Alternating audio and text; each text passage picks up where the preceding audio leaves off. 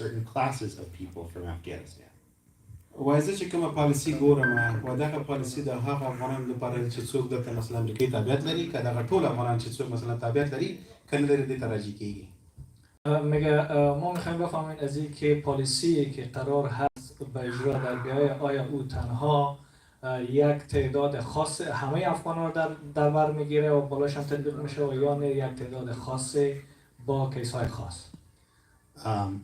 One thing that I know for certain is that there are a lot of people in the US who are میگه چیزی که من تا اکنون میفهمم تعداد زیاده هستن که در مقابل از این پالیسی که آقای ترامپ میخواه پاس کنن مقابله میکنن و در مقابل از ایستاد هستن.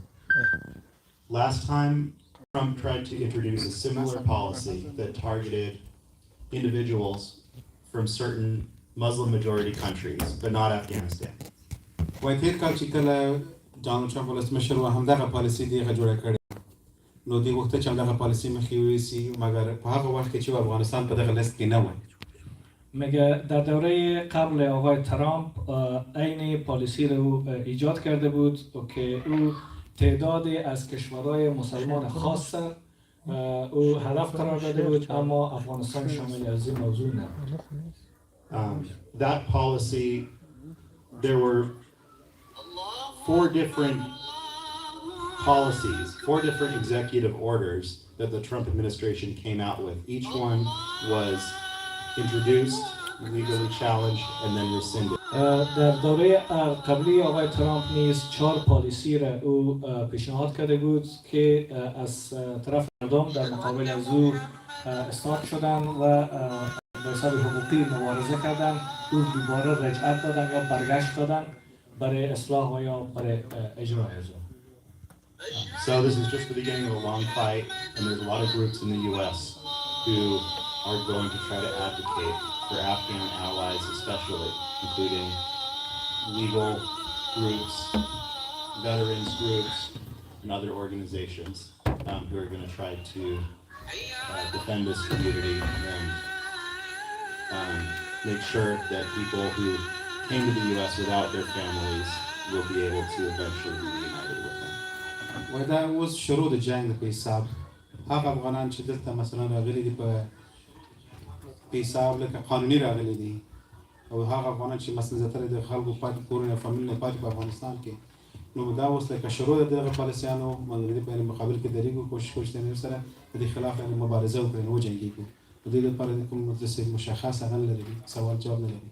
میگه شروع یک مبارزه بسیار طولانی هست که کسانی که میگه متقاعدین یا سربازان آمریکایی که در جنگ بودن تقاعد کردن اونا وکلای مدافع و گروه‌های مختلف در مقابل از این به حساب پالیسی‌ها استاد میشن و این شروع یک مبارزه حقوقی بسیار طولانی هست که همگی کوشش میکنن جلو از این بگیرن.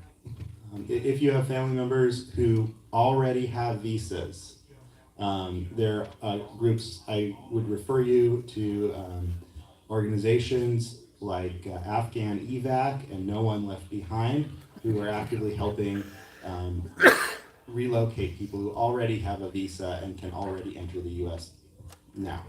وای کچې د تاسو کوم فامیل غړي لري چې په افغانستان کې د هغوی ویزې لري موږ یو دوه نهادونو سره یعنې ټولنې سره په تماس کې چې یو افغان ایواک په نوم یادېږي او بل نو ون لیفت بیهایند نو تاسو کولی شئ چې هغو سره په تماس کې شئ او په هغه افغانان یا هغه فامیل غړي ستاسو چې ویزې لري کولی چې هغو سره په تماس کې شئ هغو سره کومک وکړئ په راوستلو کې د هغوی.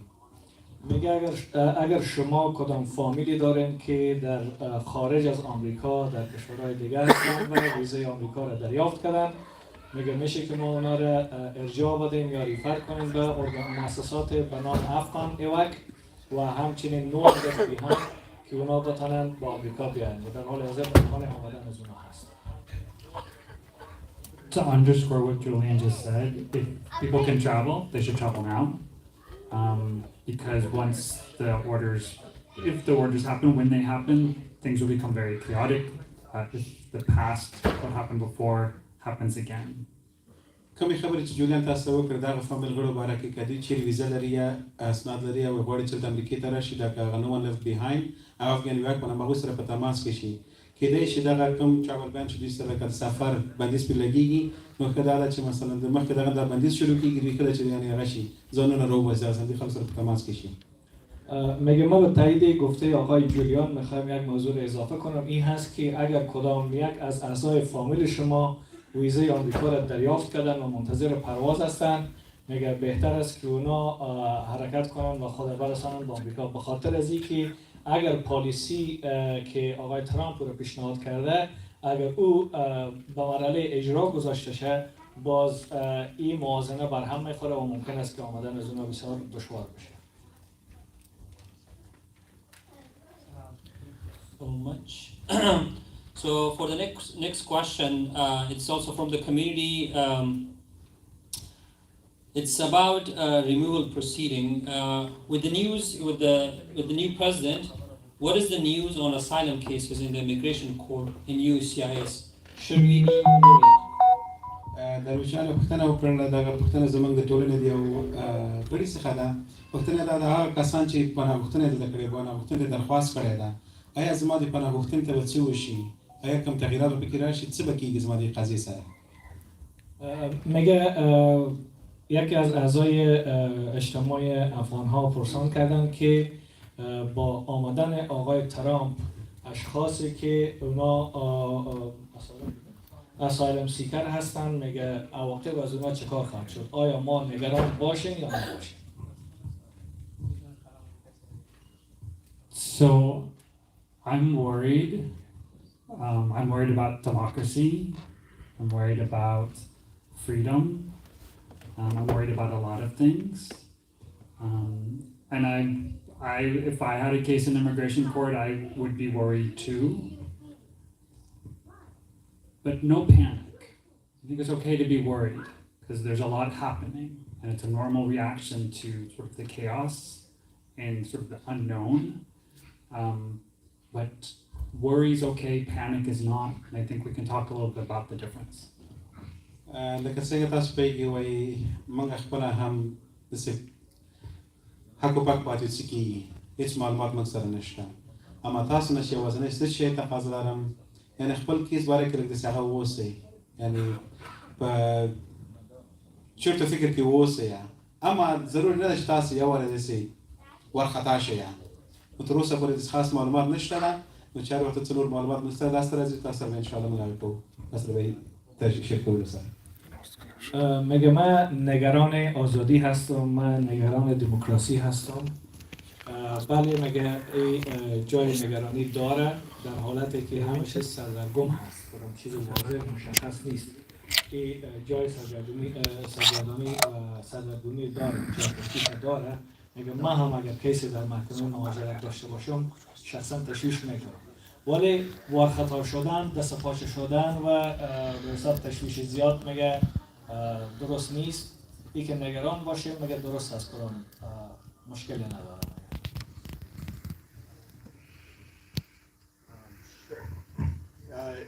Yeah, I mean we are very worried. We're entering a very difficult time. But I want to emphasize that Trump can try to do things that are unlawful and will try to do as much as they can within the powers that they have. But it takes Congress to rewrite the asylum statute, Section 208 of the INA. It takes Congress to do that. That statute has not changed. Those laws still exist, and there are still people who will fight to allow people to exercise their rights under those laws. جولیان وایي زه هم همدغه شامل داسې پریکانۍ وړی یم اما کله چې ټرمپ مثلا رئیس جمهور شه دی غواړي چې هغه خپل زور استعمال کړي یعنې خپل قدرت استعمال کړي یعنې غواړي چې دی مثلا هغه خلک چې دلته په مهاجرت راځي مهاجر دي راځي غواړي ژوند کړي یا مثلا پناه غوښتنې ته درخواست کړي نو دوی کوشش کوي چې دې خلاف اوسي اما دا هېڅکله نشي کېدلی ځکه چې دلته چا دلته سنا ده کانګرس ده دا داسې خلک دي چې مثلا دغه خلک دي فیصلې کوي نو داسې نه د هغې خبره ده پریکانۍ خبره ده اما تشویش ته ډېر مه کوئ. آقای جولیان هم گفت که ما هم تشویش خود دارم به خاطر از این که در مرحله بسیار حساس قرار داره ما و شما و آقای ترامپ بعضی اقدامات را انجام میده که فراقانونی هست و مشکلات قانونی خود داره، ولی بعضی موارد در مورد مسائل کیسای اسایلم و هر کیسای مهاجرت اینا نیاز به کانگرس هست که اونا قانونگذاری کنن و در این عرصه اقدام کنن و تعداد زیادی از گروه های مختلف هم هستن که در مقابل از این مبارزه میکنن و به خاطر حفظ همین مسائل قانونی و حقوقی.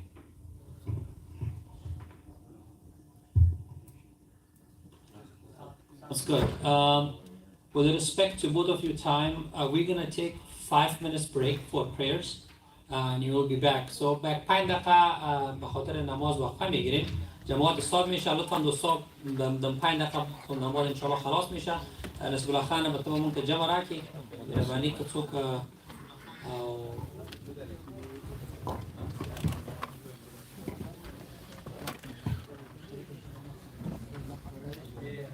عند قام النماذج وخير خلاص كده شكرا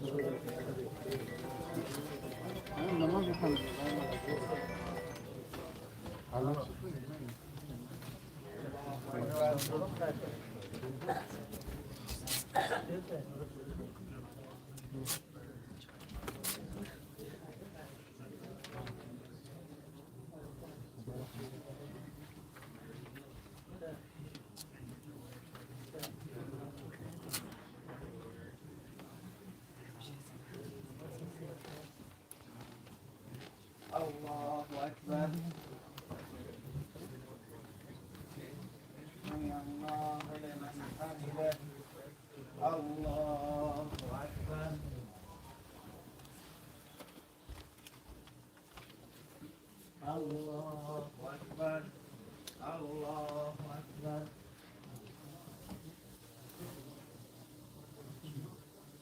الله أكبر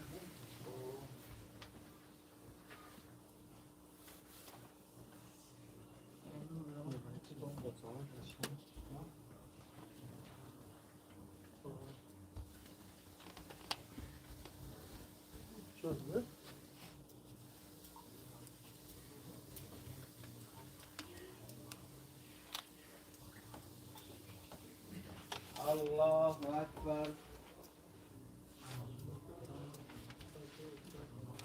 سمع الله لمن حمده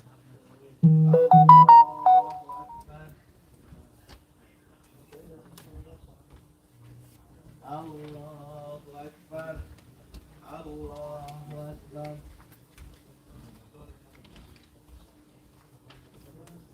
الله أكبر الله أكبر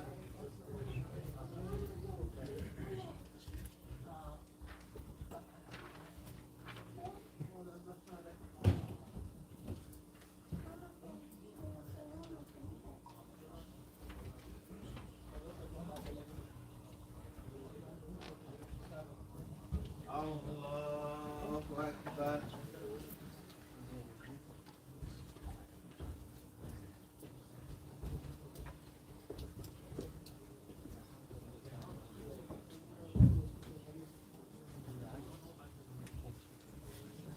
الله أكبر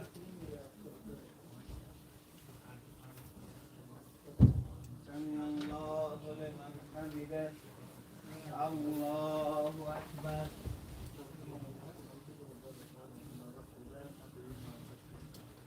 الله أكبر الله أكبر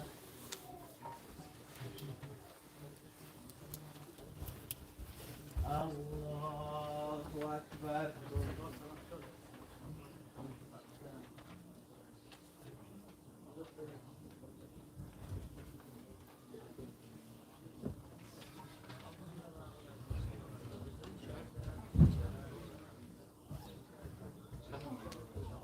الله أكبر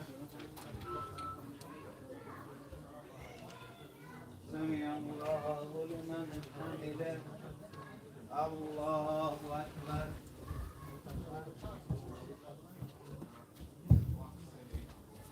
الله أكبر الله أكبر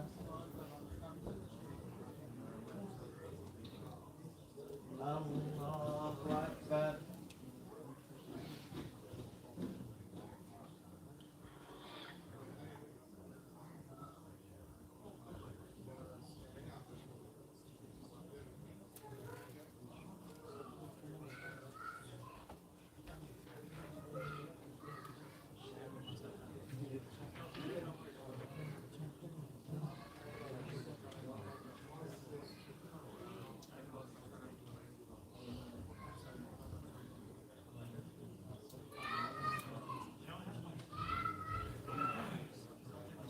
السلام عليكم ورحمة الله السلام عليكم ورحمة الله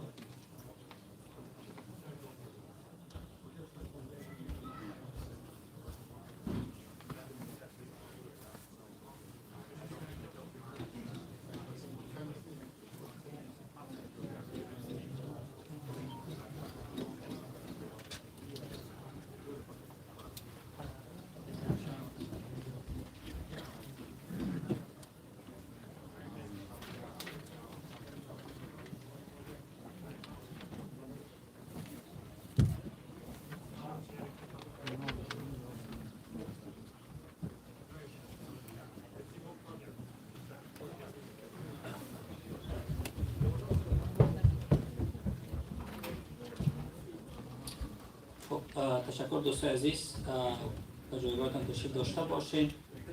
برنامه پس آغاز میشه.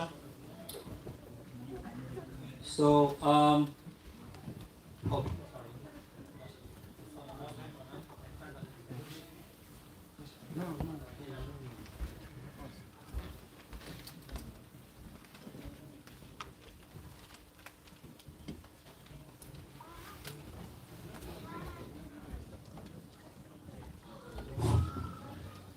دوستان عزیز کسی کدام سوال داره؟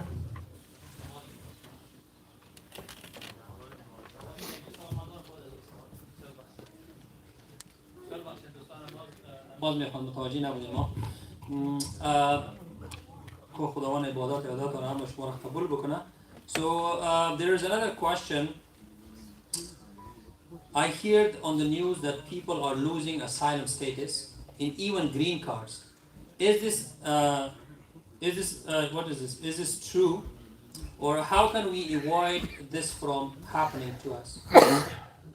یو سوال دی زمونږ د ټولنې کې ورور کړی ده ډېر ښه سوال ده وایي داسې ګونګسې داسې خبرونه موږ تر غوږ ته راغلي دي هغه خلک چې مثلا اسالم افغان غوښتنې ته درخواست کړی حتی هغه افغانان چې ګرین کارډونه لري دوی د لاسه ورکړي دغه څومره حقیقت ده د دغه باره کې تاسو ته موږ معلومات راکړئ.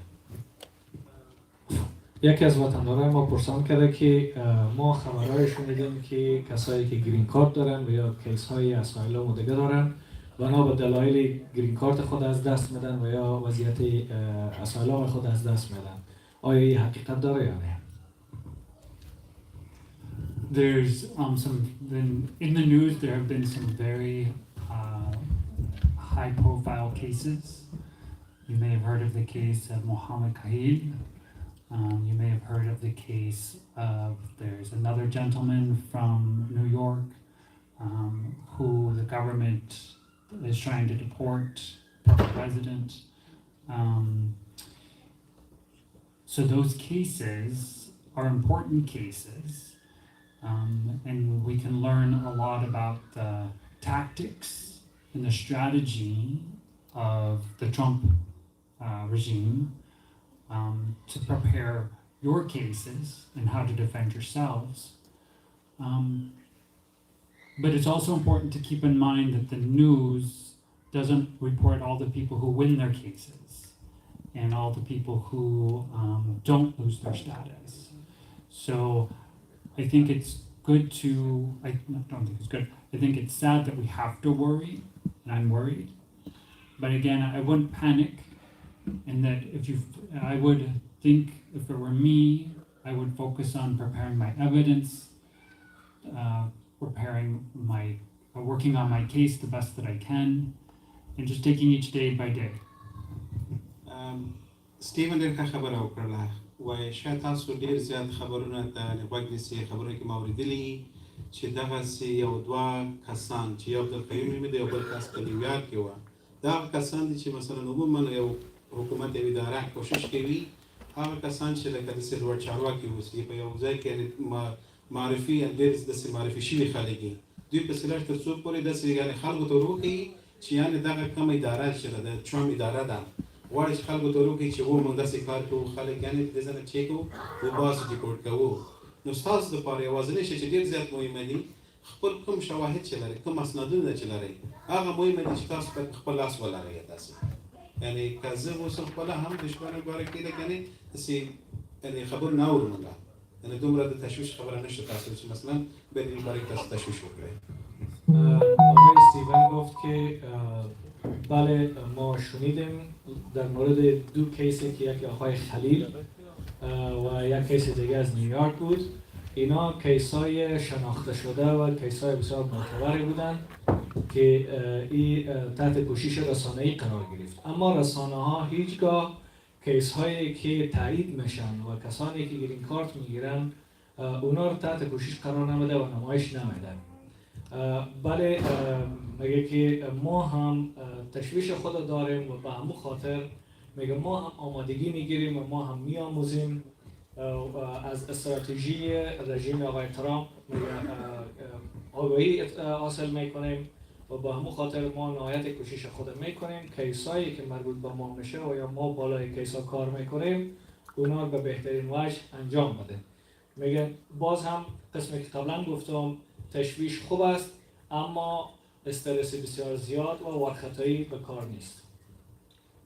On Friday, Trump issued a new order to attacking lawyers to try to take my status as a lawyer and Julian's status as a lawyer away from us.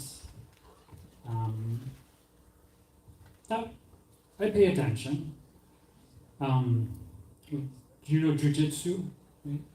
Like, I pay attention to what they do, but I don't panic. I learn from that so that I'm ready to respond.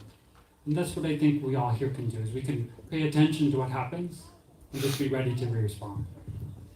یو ډېر جالب شی چې وایي د تېرې جمعې په ورځ باندې ټرمپ خپله داسې یو امر صادر کړ لکه زما غوندې شخص لکه سټیفن غوندې او د جولیان غوندې کسان هغه کسان چې وکیلان دي غواړي چې دغسې کسانو نه دا وظیفه واخلي یعنې غواړي چې موږ برطرفه کړي یعنې موږ دې ځان لرې کړي نو دا موږ یعنې ګورو چې څه کړي دا سړی یعنې خپل زور هغه کوم هغه چې لري توان لري هغه استفاده کړي مګر هم داسې دغه خبره نه ده لکه موږ خپل کوشش کوو چې څه شی زموږ د وسې کېږي څه شی زموږ په ځواک کې دي انشاءالله هغه به تاسو سره چی کوو مخکې سره جو تاسو ته کیسه مخکې ته ورو آقای استیون بیشتر گفت که آقای ترامپ جمعه گذشته یک امر را صادر کرده که او میخواهد وکیل صاحبار هدف قرار داده او کلا وکیلار هدف قرار داده و میخواهد که وضعیت و یا همون حالت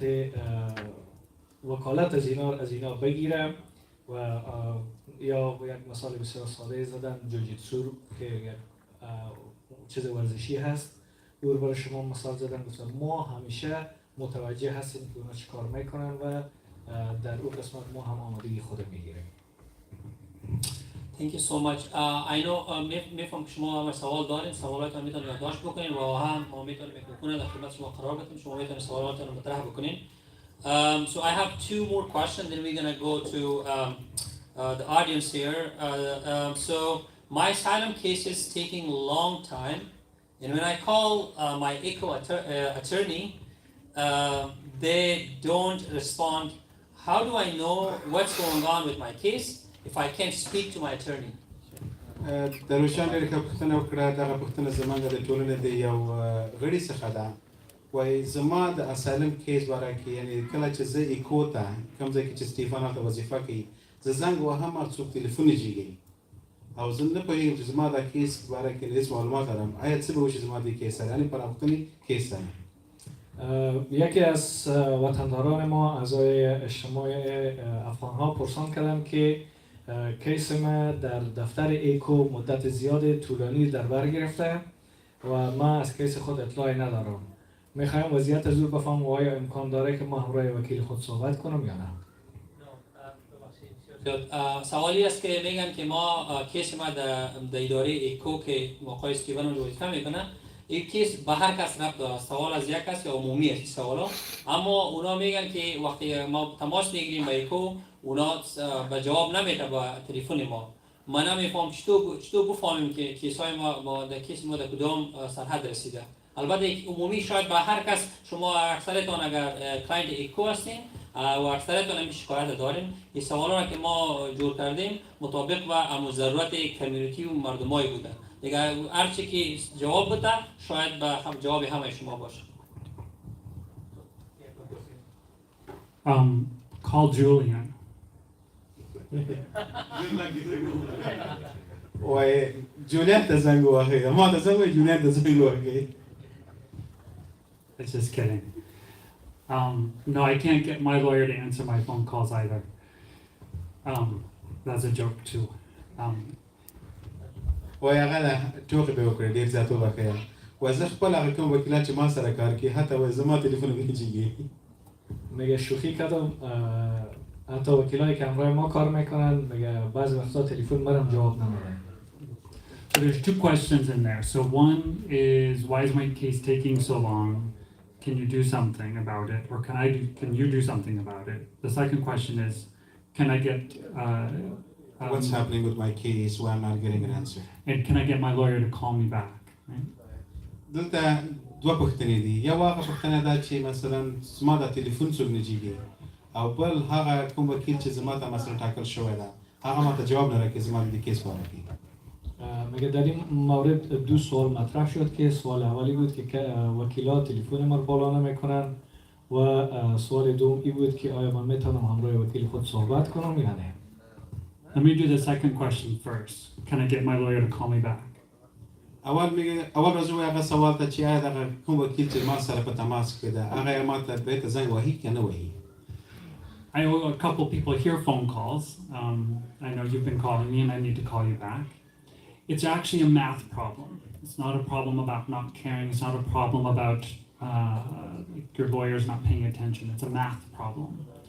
That there's more than 60,000, so 60,000 people looking for a lawyer right now in Oregon. And there's less than 98 lawyers that do deportation cases. So it's a math problem. ډېر ښه جواب یې ورکړ یو مشکل خو دا ده وایي چې تقریبا که زه خپله شخص خپل خو د وایي زیاتره زیاتره ما ته زنګونه وهي همدلته د افغانانو د ټولنې نه چې زه مثلا دغه ته جواب نه ورکوم بل یو دا چې وایي تقریبا شپږ شپېته زره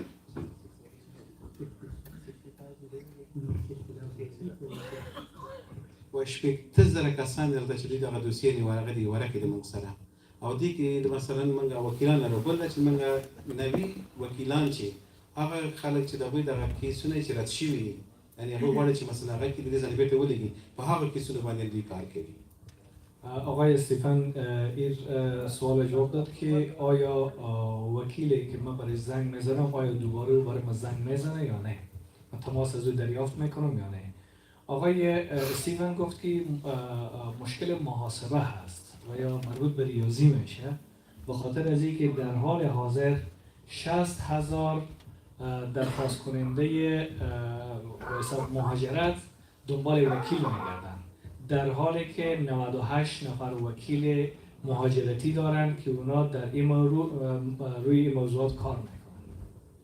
I feel bad that I can't call people back right away, and I'm sure your lawyer feels bad that they can't call you back right away as well. But give them a chance. And if something's, they're paying attention. I'm paying attention. And if you need something urgently, and you need me, feel free to come by the office.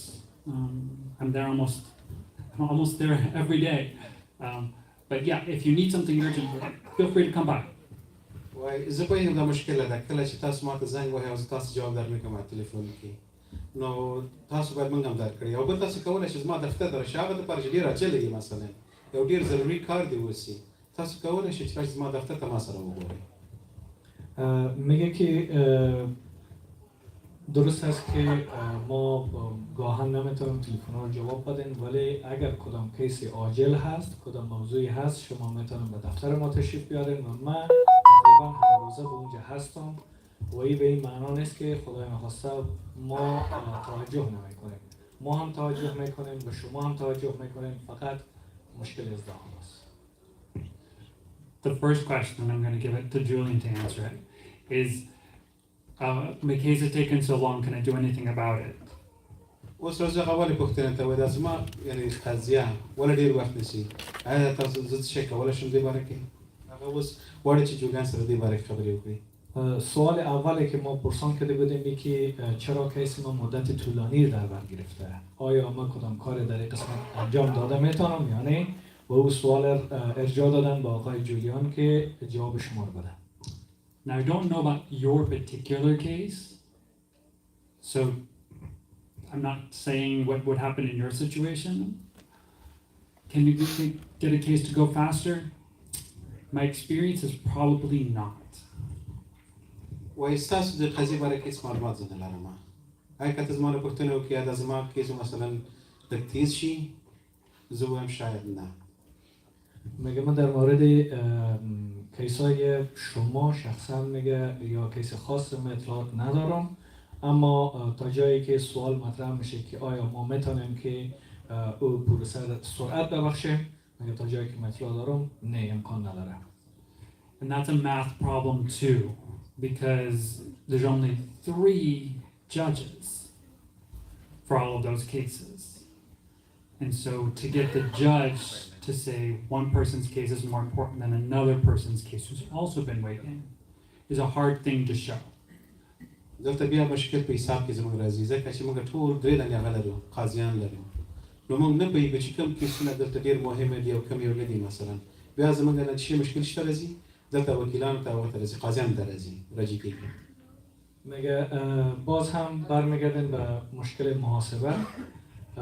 در کل 3 قاضی روی پرونده های مهاجرتی کار میکنن با این حجم نفری که هست و اونا نمیتونن و تشخیص دادن از اینکه کدام کیس اولویت داره و کدام نه یک مسئله مشکل هست.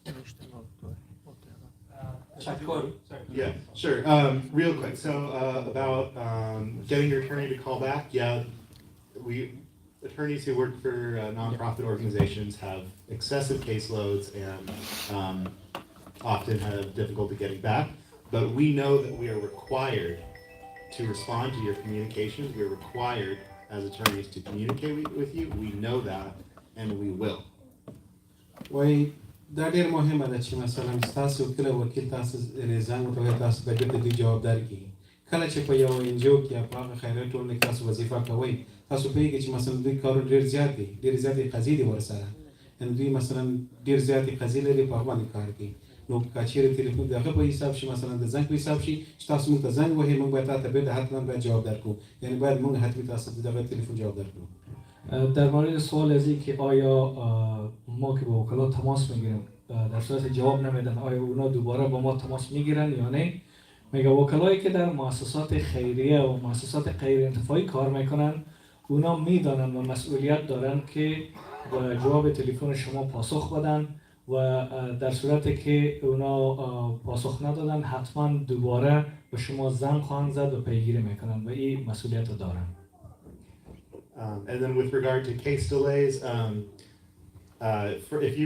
if you're not in removal proceeding and your case is taking excessively long with USCIS, there are some tools that we can do. Same situation, usually we can't speed up a case, but sometimes there are some tools available and usually in extraordinary cases like someone has a serious health condition we can sometimes use those situations as a basis to expedite the case. ولی کچیر من غواړه کیسونه چې دغه مثلا په تیزی کول موږ نشو کولای خو یو څو استثنا دي که څوک چې مریض وسی چې کوم خاص مشکلات لري موږ کولای شو په هغه قضیه باندې کار وکړو یعنی بغیر دغه نه موږ نشو کولای چې یو کیس بغیر کې ګڼل کې نتیجه میگه در مورد سرعت بخشیدن کیس هایی که به حالت یا در نزدیکی ریمووال هستن میگه که در اون قسمت ما کار کردن نمیتونیم اما بعضی استثناءات هست. به طور مثال یک شخص مریضی بسیار حاد و مریضی سخت داره ما میتونیم که در اون مورد از بعضی استثناءات استفاده کنیم. And if I may return to the previous question about if you're an asylee or a permanent resident, is my status going to be taken away? The case of Mahmoud Khalil is a very unusual, extraordinary case. Normally, that your status cannot be taken away unless there's a really good reason, and it can only be done by an immigration judge.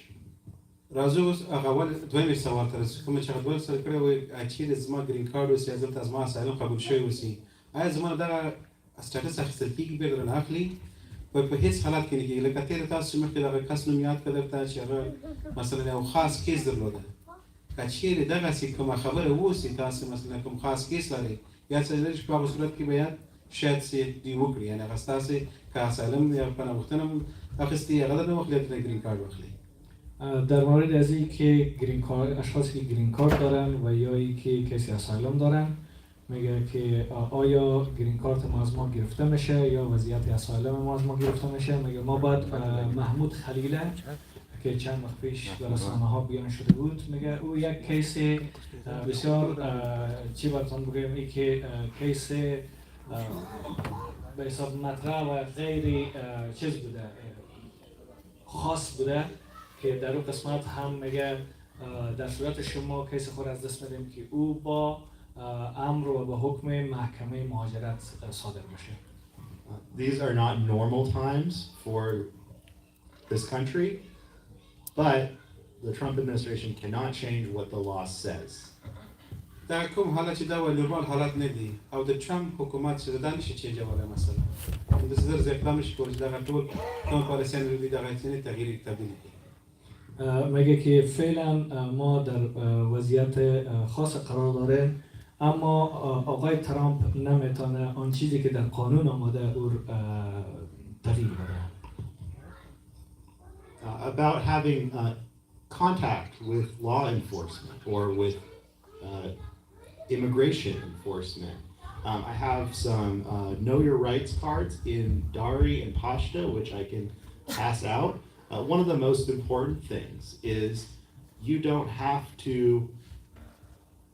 talk, you don't have to provide information, and oftentimes you should not talk to an immigration officer if they ask you questions and you want to do so with an attorney. Or you do not have to talk to immigration officer unless you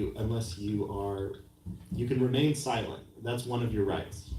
یو ډېر مهمه چې څه ډېر اشاره وکړله که چیرې تاسو یو پولیس هم درئ یا داسې یو افسر چې هغه د مهاجرتي افسر اوسي تاسو درئ او تاسو نه پوښتنه کوي ما څو کارتونه ځان سره راوړ چې غواړم د تاسو درکړم ستاسو حقوق په دې کې لیکل شوي دي دا په پښتو دري کې دي که چیرې تاسو څوک درئ ورسره هېڅ خبرې مه کوئ یعنې ورسره ودرئ همداسې دا حق لري چې تاسو نه داسې پوښتنې وکړي په ما دا کارونه سره شته چې هغه پښتو دري کې دي.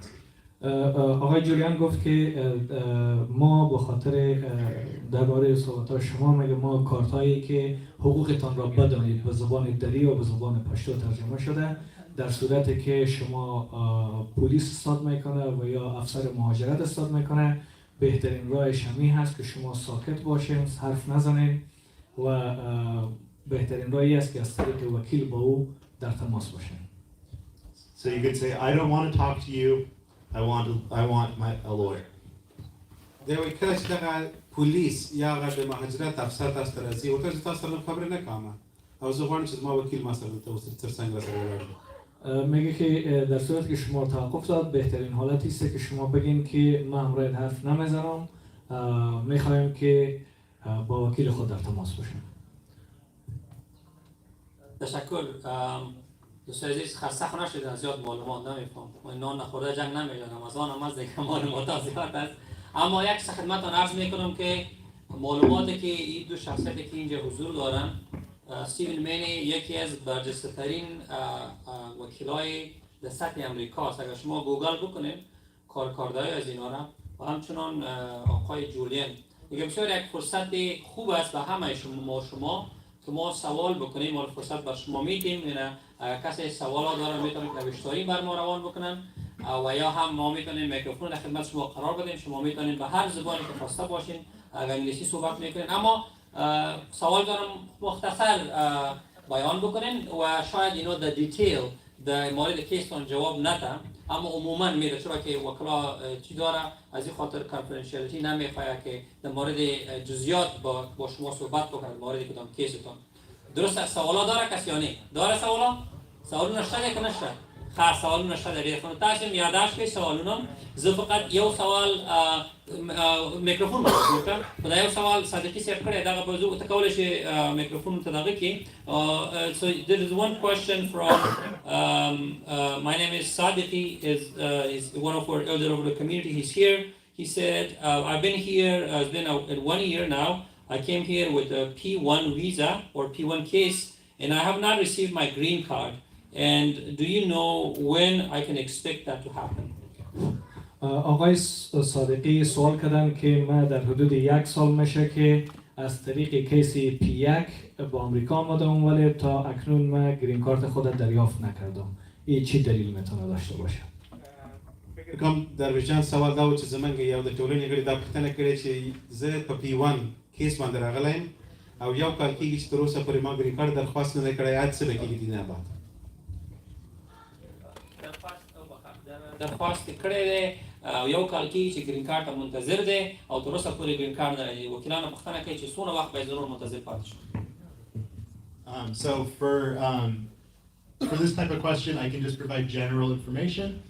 The P1, P2, P3 programs are refugee admission programs where people are admitted into the U.S. as refugees, not as permanent residents or green card holders.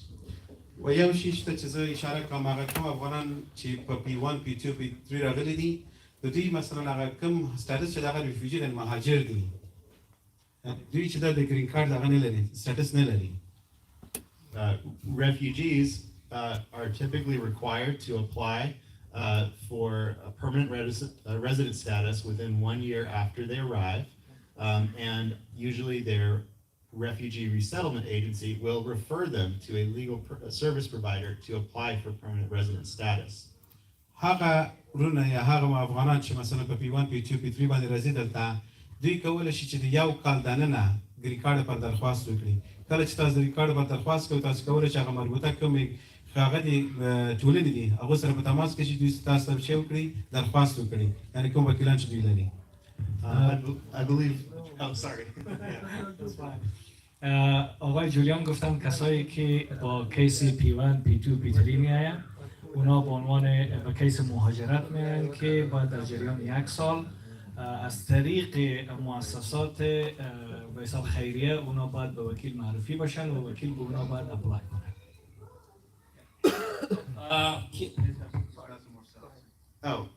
I believe SOAR, which isn't here, but SOAR is another organization that serves immigrants, including the Afghan community, has a clinic that either recently passed or is coming up that provides assistance for refugees who would need to apply for adjustment of status.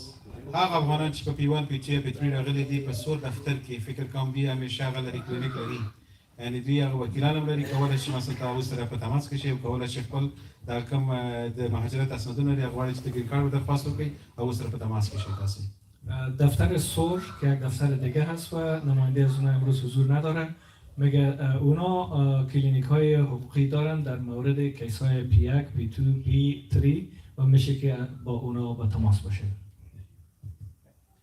حالا برگردیم به سوالات دیگه به نوبت میریم. دوستاتون اگه بالا بکنین همون رقم میریم دیگه از اونجا. خب اگر زمین سر شروع بکنیم، هم کسایی که دوستات بلند کرد راوند دوم میریم. Assalamu alaikum. Thank you for coming here. Well, my question is in regards of, well, there is this rumors that when you leave the United States with even with a green card, while coming back, they might revoke your green card. I'm not sure if you know about this, how much you know, but if you just clarify, give us as much as you have. And سوال می بود که وقتی که ما از یک شایعات وجود داره وقتی که ما از ایالات متحده خارج میشیم در موقع آمدن ممکن اونما آفیسر مهاجرت ما را گرین کارت ما را بگیره و باطل بکنه آیا این شایعه است آیا این چقدر واقعیت داره چقدر قانونی هست زما ګورو ډېره ښه پوښتنه وکړله واده سې ګوګوسي دي که چیرې زه د امریکې نه ووځم خارجه لاړ شم او بېرته راځم امریکې ته راداخلېږم آیا هغه کوم افسر چې دا ولاړ ده آیا دا زما د ګرین کارډ اخلي آیا دا څومره واقعیت ده آیا دا خبره رښتیا ده که څنګه تاسو پرې روښنایي واچوئ Thank you for that very important question. The answer is, I don't know. Normally, people with green cards have a right to return to the U.S. and can do so easily. This is not a normal time, and we do not know how the effect that any future Trump travel ban would have on green card holders returning to the U.S. So it is risky at this time to travel the U.S., and that's why Stephen pointed out earlier, if you have a visa or if you have a green card and you're outside of the U.S., come back as soon as you can, because we do not know what effect any travel ban would have on your ability to enter the U.S., even if you have a right to permanently reside here. ډېره ښه بېرته جواب یې دا ووایه چې زه نه پوهېږم چې څه کېږي مثلا که چیرې تاسو د هېواد نه وځئ او بېرته راځئ اول خو مه ځئ او بیا مخکې کومه سټیون دا خبر ته اشاره وکړله هغه افغانان چې مثلا د ګرین کارډ لري یا ویزې لري او غواړي چې امریکې ته راشي کوشش دې وکړي مخکې دغه نه چې دغه د ټرامپ کوم بندیز لګېږي د دې نه مخکې د امریکې ته ځان را داخله کړي تر څو پورې چې دغه کوم بندیز لګېږي دا کوم اغېز پرې ونه کړي د دې لپاره دې سره کوم جواب نشته چې صحیح ده او که نه در جواب دوست عزیز ما آقای جولیان گفت که جواب من هست I don't know یعنی من نمیفهمم برای فعلا و بهترین چون ما در شرایط عادی در وضعیت عادی قرار نداریم بهتر است دوستایی که خارج از آمریکا سفر کردن به زودترین فرصت به داخل آمریکا تشریف بیارن به خاطر از اینکه وضعیت غیر عادی هست و بعد از اینکه اگر اون پالیسی آقای ترامپ تطبیق شد او ممکن است که معلوم نیست که چی وضعیتی پیش میاد و ممکن است که به مشکل بخوره. Stephen, did you want to have an input on it? Okay. I want to emphasize it's a very important question. قسمی که وکلا گفتن یعنی د امریکا نه سفر کول په گرین کارت سره کېدای شي تاسو ډېرې ستونزې پیدا کړي. د ښه خبره دا ده که څوک بهر وي هغه دې راشي او که څوک اراده د پلان سفر لري نو تر څو پورې چې د پالیسیانې واده شوي نه وي باید سفر ونه کړي. دوه سواله کړو دوه د دې خوا نه دوه د هغې خوا نه چې هغه عدالت برقرار شي داسې نه چې ټول وایي چې یو خوا نه لاړلی او First of all, thanks for coming. So, I have a question which is a little bit personal. So if it was needed, so Mr. Hazrat will translate it to the people. So my question have two sections. The first one is that I came to the United States in 2022 August through the border, and I got my court on June 2024, but I got a bar because of paying unintentionally and indirectly money to the Taliban. And for getting out of the country for the second time, I had a little bit problem in Pakistan for the expired visa, so I returned back to my country. So they sent my case to USCIS for removing the bar. So my question is like how long it will take to remove the bar. And the second section is that I got a... Sure, thank you.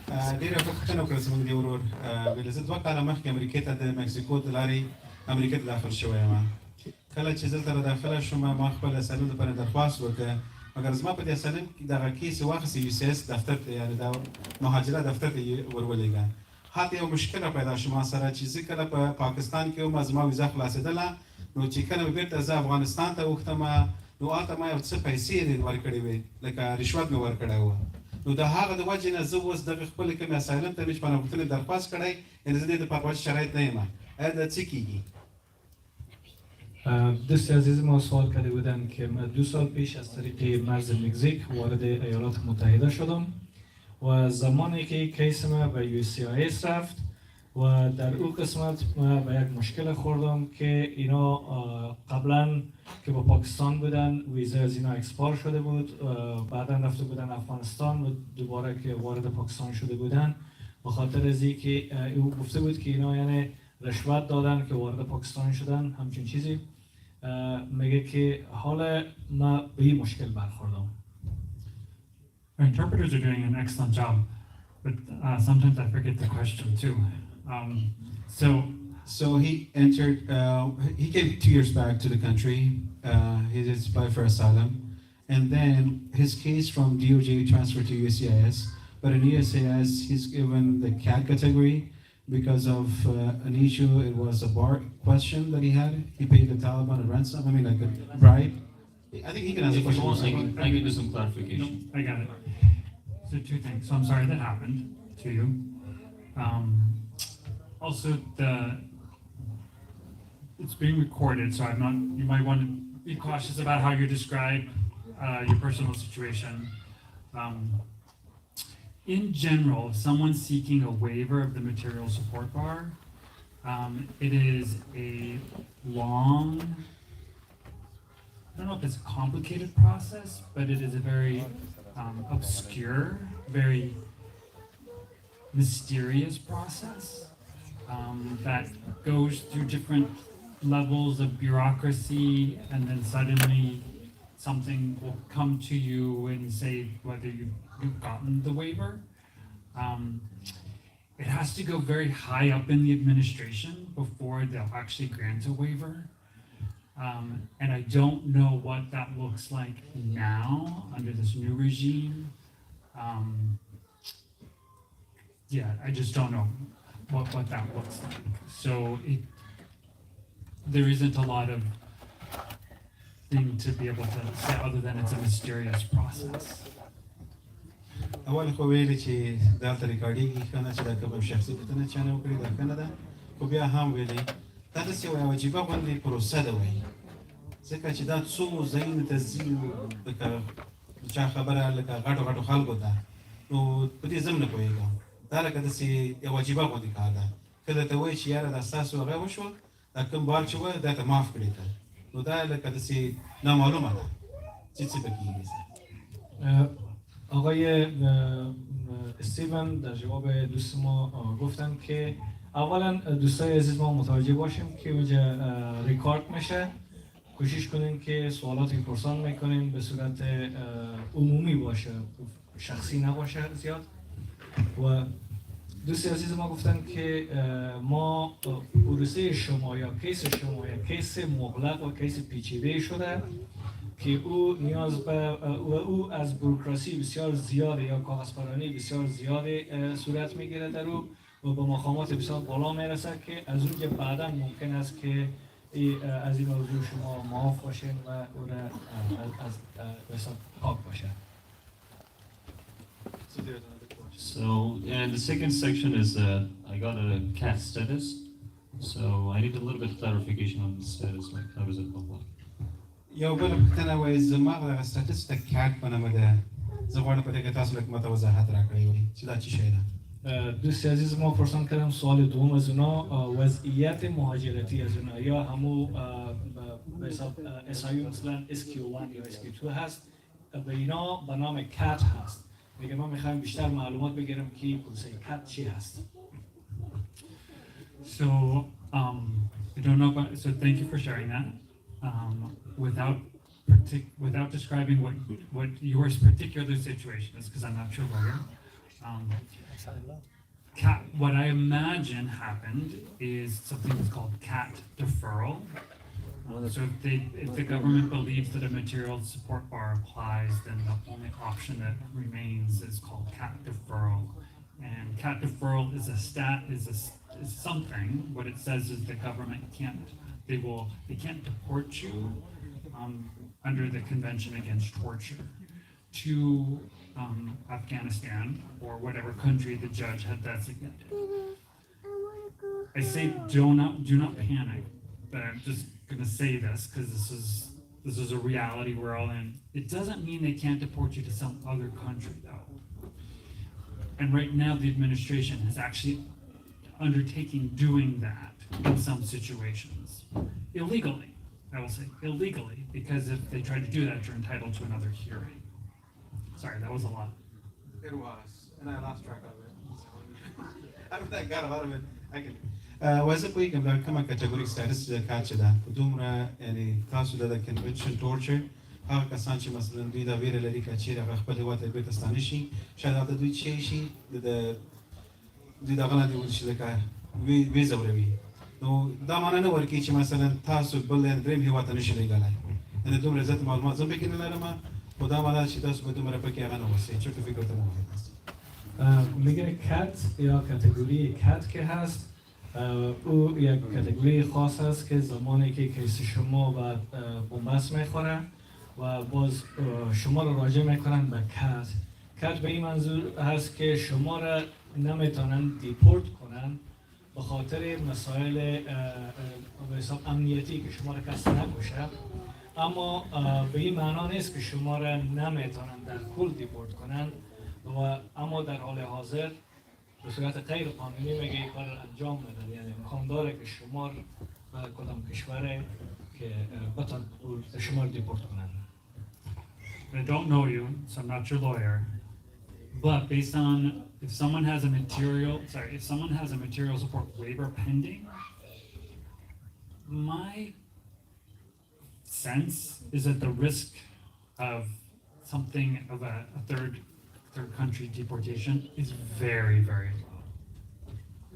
وای زه تا نه پیژنم او تاسو باره کې زموږ معلومات لرم تاسو وکیل هم نه یم هغه د ډیپورټیشن چې د وطن د امریکا نه وستل دي ان د دې یعنی چانس ډیر زیات کم ده یعنی دا معنا ده چې تاسو دې ځنه نه باسي میگه من شما رو نمیشناسم و در مورد کیس شما هم معلومات ندارم و وکیل شما هم نیستم، اما چانس بسیار ضعیف بسیار کم وجود داره که شما بتونن دیپورت کنن. تشکر. سوالای دو طرف دست برادران دست بالا کردن کی سوال داشتن در این قسمت؟ دست بالا کرده بود یا حل شده؟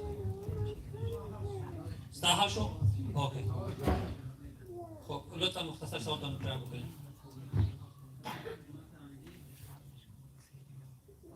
همگی باشه. یک سوال داشتم جناب وکیل صاحب. من حدود 8 ماه میشه که به این شهر اومدم و هنوز به وکیل ندادن که من دادگاه خود از شهر دیگه چنج کنم اینجا. بعد به ما یک دفعه هم آیسا به زنگ میزنه میگه چیکار کردی وکیل خود آدرس رو چنج کردی یا نه، من باید چیکار کنم؟ زما اتمیش که جدی خاطر راغلی ما او وکیل چې تاسو پورې تماس نه نیولې وکیل نه ورکړی ورته او دا هم د ایکو مربوط کیږي دا سټیون مینی او وای ماته آی زنګ وهي چې تا څه وکړل محکمه د خپل تغییر کړ کنه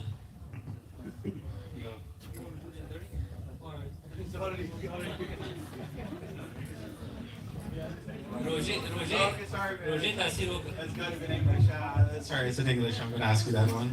I've been in the country for 8 months now. I don't have a lawyer yet assigned to me. It has been like every month I get a call from the ICE office that what's going on with your case? Have you like got an attorney yet or not? This is when you call Julian. And then me asked like about Julian as I was anyway. Just kidding.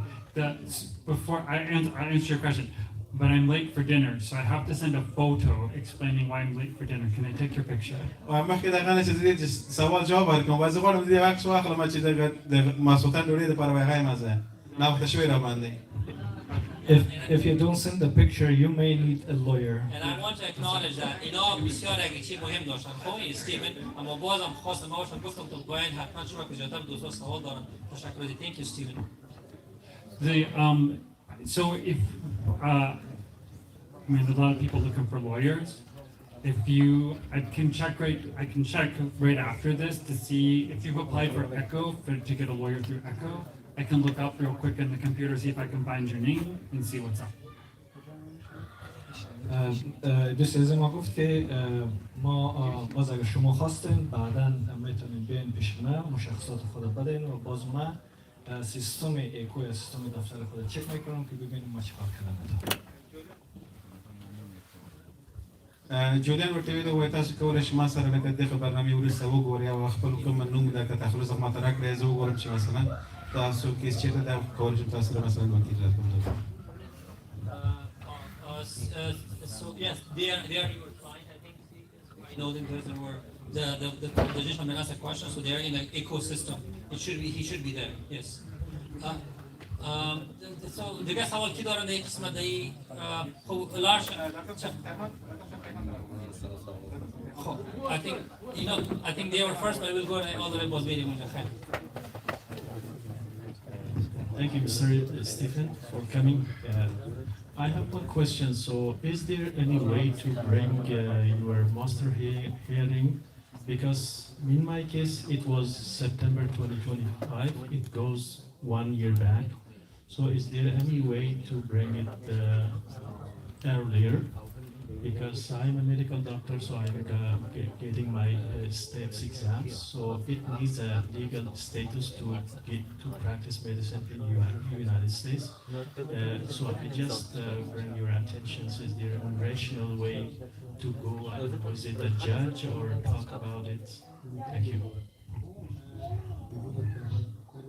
ډاکټر صاحب په هغه په پښتنه وکړه وای زما دغه نهایي محکمه چې ده دا ډېر وروسته ده آیا ودې څه لاره شته چې دغه خپله نهایي اخرني محکمه تاسو راته لږ مخکې کړئ ځکه چې زه یو ډاکټر یم او را روان کال کې زما دغه کوم وظیفه چې لرم زه د ډاکټري وظیفه زه غواړم چې خپل وظیفه ته مخکې ویسم هغه دپاره زما نه غواړي چې باید زما دلته هغه معلوم وي یا ګرین کارت ولرم یا مثلا نسایي اچ ولرم آیا تاسو کولی شئ مثلا دې سره کومک وکړئ یا کوم لاره شته چې زه راته مخکې کړئ دکتر صاحب که هم پرسان کردن که کیس ما یا محکمه ماستر هیرینگ ما دور هست آیا امکان داره که او کمی جلوتر بندازیم به خاطر از اینکه اونا در حال حاضر طب میخوانن و به زودی اونا همون سند فراغت طب میگیرن و گرفتن سند فراغت طب و کار کردن در ایالات متحده مستلزم داشتن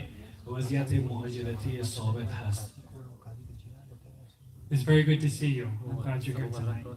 And we need more doctors in Oregon, like we need more lawyers too. So there's the theory and then there's the reality. So in theory, yes, you can ask the judge to bring your case forward, to advance your case is what it's called. The technical term is a motion to advance. You can ask the judge. Now, reality is, I haven't seen any judges granting those motions, those requests, in a very long time. Right now, the judges are actually scheduling for 2030. And some judges aren't even scheduling because there's no place to schedule. So, yes, you can try. The reality is, probably won't be successful, but there's no harm in trying. ډېر خوشحاله شو چې وایي ډاکټر صاحب تاسو مې ولیدلی وایي غواړو چې دغسې ډاکټران دلته راغلي دي غواړي دغسې یو څو وکیلان هم را پیدا شي وایي که تاسو وګورئ دوه حالت دي یو خو هغه چې تیوریک په حساب کې د قانوني د ورق په حساب وي کولی شو چې مثلا دې ته موږ وخت تبدیل کړو یعنې وخت یې مخکې کړو ورته که هغه ته حقیقت راشو ما تر اوسه پورې نه دي لیدلي چې د چا د محکمې هغه نهایي محکمه ده هغه ورته وړاندې کړي یعنې ته کولی شې خپل کوشش وکړې چې ما درخواست ورته وکړې وایي دا کوم مشکل نشته ده تاسو کولی شئ کوشش وکړئ چې درخواست ورته وکړئ در جواب دکتر صاحب کیهان میگه که ما خوشحال هستم که میگه شما رو دیدم ایالت اورگان میگه به دکترای زیادتر ضرورت داره تا که به وکلای بیشتر ضرورت داره میگه در واقعیت اگر ما بگیم ما این امکان نداره که یعنی محکمه را پیش بندازن اما اگر از روی لطف باشه وکیل قاضی میتونه که شما این کار این تصمیم رو بگیره اما به خاطر لود زیاد که از قاضی ها از این روز به سال 2030 میگه اسکیجول میکنن بعضی قاضی ها هم اصلا اسکیجول نمیکنن یا به شما وقت ملاقات نمیدن به خاطری که اونا دیگه جایی برای پذیرش ندارن و شما میگه میتونیم که این کوشش رو بکنیم و پرسان کنیم از قاضی. کسی دیگه سوال دارن؟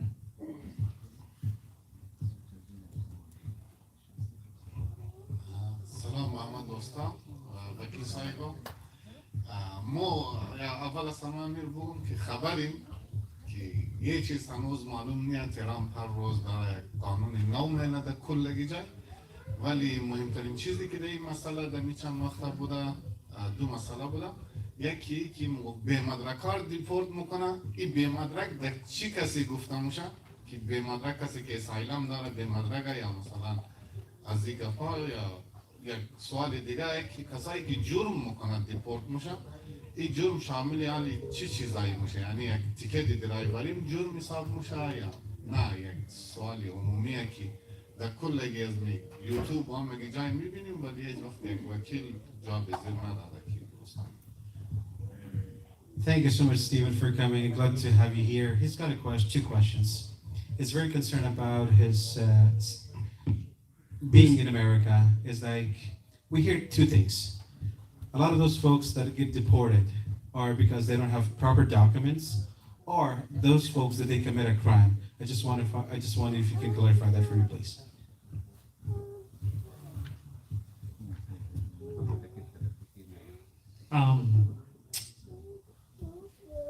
So there's I would say there's the world that existed before, and then there's the political reality we're in now. And so in the way it was before, the answer would be people can get deported for all kinds of reasons. Committing crimes, violating status, there's a whole list.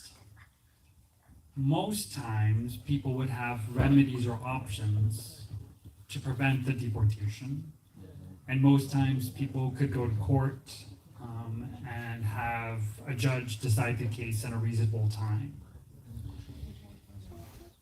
I think all that is still true in theory. And I think what I would like to say is that there's no reason to panic why if you're going through the process, if you're worried about your particular situation, it's fine to be worried.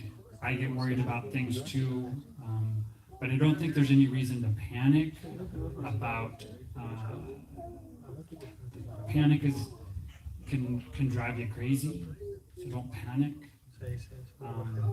I guess that's probably my best answer for you. Stephen, I just want to make sure to complete this question. Adra completed the question. He also mentioned that those people who are undocumented or asylum pending or asylum granted, even if they had traffic violations, are they gonna be deported?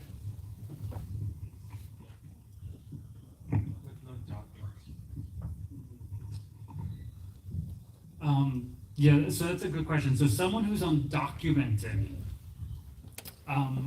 so it's a good question and it's a very hard question to answer.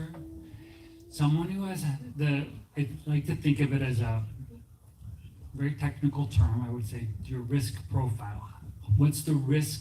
So anybody there's this big list, so people can be deported for all kinds of reasons. What is the risk that could actually happen to you? What is the risk that you will get struck by lightning when you go outside, right? So if it's raining and it's stormy, it's a higher risk, right? So if someone's committed crimes, if someone's violated their status, if someone doesn't comply with their ICE check-ins, right? So your risk gets higher the more sort of infractions that occur. For people who comply, people who don't have serious criminal incidents, or even any kind of criminal interactions, the risk is much lower. And from my perspective, when people ask me that question, I just try to explain the best thing to do is just manage your risk profiles to comply, to do what you need to do. If you do have an interaction with law enforcement, to address it as quickly and as simply as you can, to keep the risk profile low. Good luck translating that now. So, very good. It's okay. ډېر ښه جواب یې ورکړ. وایي کله چې تاسو مثلا هغه خلک چې اسناد نه لري او دا دې ویره لري چې مثلا که زه داسې غیر قانوني وکړم یا ترافیکي سرغړونه وکړم یا ټیکټ واخلم آیا په دې باندې ما د دې ملک نه خارجي که نه؟ نو دوی ویلې کله چې تاسې مثلا ځان د هغه نه وساتئ، پولیس نه وساتئ، جنجال مه کوئ، جرم مه کوئ، نو داسې یو شخص واوسئ چې مثلا د دغه خلکو سترګې تاسو ته نه اوسي. که چیرې تاسې پوهېږئ چې مثلا دغه کارونه یا جرم کوئ، واړه واړه جرمونه کوئ، بالاخره داسې یو چیز ته رسېږئ چې تاسې مثلا د هغوی دغه توجه جلبوئ ځان ته، نو کېدای شي چې شاید تاسو ریپورټ کړئ. او بل چې کله ته غیر قانوني اوسې، اول خو دا ده مثلا چې ته غیر قانوني د هېواد ته راغلی، اول دا خپل یو جرم ده.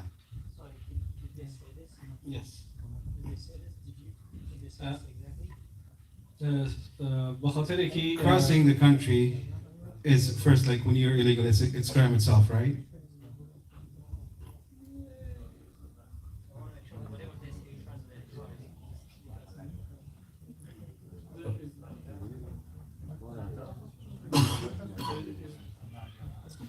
Illegally crossing into the country. If someone crosses the US border without inspection, I mean, there is some criminal, there is a criminal charge that can be applied, but it's not something that I would, it's a good question. It's a complicated question. And I think in the abstract, it's probably not a good question to try to answer. بل سوال ډېر ښه وویل که هغه کسان چې غیر قانوني مثلا د هېواد راننوځي آیا دا خپله غیر قانوني ده که نه، دا جرم ده که نه نه؟ وایي زه نه غواړم دې باره جواب ورکړم. یعنې داسې معلومات دقیق معلومات زه نشم ورکولی. خب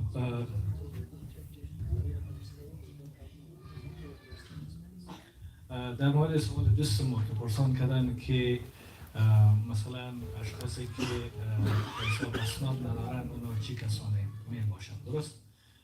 و یا شما اونا رو چطور توصیف میکنند؟ و همچنین سوال دوم از اونا کی بود که ما به حساب جرم های ترافیکی و یا به چی جرم ممکن است که ما دیپورت بشیم. آقای استیون جواب دادن که ما چون شرایط عادی نیست، این مثال دادن به هوای طوفانی و یا بارانی. میگه ما اگر در هوای طوفان و باران بیرون بریم خامخا ریسک بالاتر داره دیگه. و همچنین در صورت مقابله شدن با پلیس و با ارگانهای به حساب اجراییه، میگه نهایت کوشش خود بکنیم که به بسیار خوبی و به بسیار زود خود از قسمت از اونا، یعنی از زیر نظر از اونا دور کنیم، یعنی اونا مباحثه چیزی نداشته باشیم که هر قدر شما با این موارد بیشتر بسازیم یعنی همون ریسک بالاتر میبریم.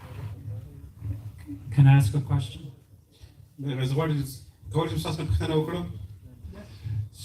So, if you are worried, scared, or afraid because Trump is now in charge, would you raise your hand? میگه اگر شما ترسیدین و یا نگرانین و یا تشویش از این داریم که اداره ترامپ چی خواهد کرد، میگه دستا خود بالا کنیم. وایي که چیرې تاسو ویرېږئ او داسې ویره لرئ چې ټرمپ اوس رئیس جمهوره شوی ده او تاسو ته ویره تاسو کولی شئ تاسو لاسونه جګ کړئ خپل وایي دستایتان رو بالا کنیم دیده باشه دوستان. You know what? That's what he wants. That's part of the strategy. That's part of the whole, what I call the thunder that comes. He wants people to be afraid. And so that part of the reverse strategy is to not be. دغه د ټرمپ ستراتیژي ده، غواړي چې تاسو مثلا په دغسې یو قرار وساتي چې تاسو نه وویرېږئ. یعنې دغه چېرې ستراتیژي ده د ټرمپ چې غواړي مثلا د دې ستراتیژۍ خلاف اوسئ، وویرېږئ ترې نه. میگه که قسمی که شما رو ساخت بالا کردیم که کی میترسه. میگه واقعا ترامپ این میره میخواه، یعنی همین میخواه که شما بترسید و این استراتژی ترامپ هست. در صورتی که شما کدام به حساب جرم مرتکب نمیشین، کدام مشکلی ایجاد نکردین، به هیچ عنوان نترسین.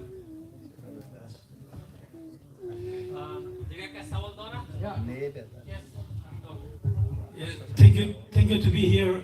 As a Israeli applicant, can I fly domestic or interstate without any problem? Can I travel from here to Cali without any problem? زمونږ د ورور پوښتنه ووایي چې زما یعنې په غوښتونکی یم آیا زه کولی شم چې د یو ولایت نه بل ولایت ته سفر وکړم؟ دوستی عزیز ما گفت که من پناهنده ام و یا درخواست پناهندگی داریم. آیا ما میتونم که از یک ولایت به ولایت دیگه سفر کنم؟ So I didn't hear the first part. The first part of the question is the question: can you travel to California? Yeah, like he's asking if I can travel domestically within the United States, if it's by air or by car. It's a good question. And I want to thank everyone for allowing me to be here with you this evening. I'm going to answer your question. I'm going to give the mic to Julian too. But I'm going to get in trouble if I don't go home for dinner because I'm very late right now. So the answer to the question is, unless there's an order restricting your ability, if you have, ICE can tell people, if you're in removal proceedings, ICE can say, you cannot leave the state without permission.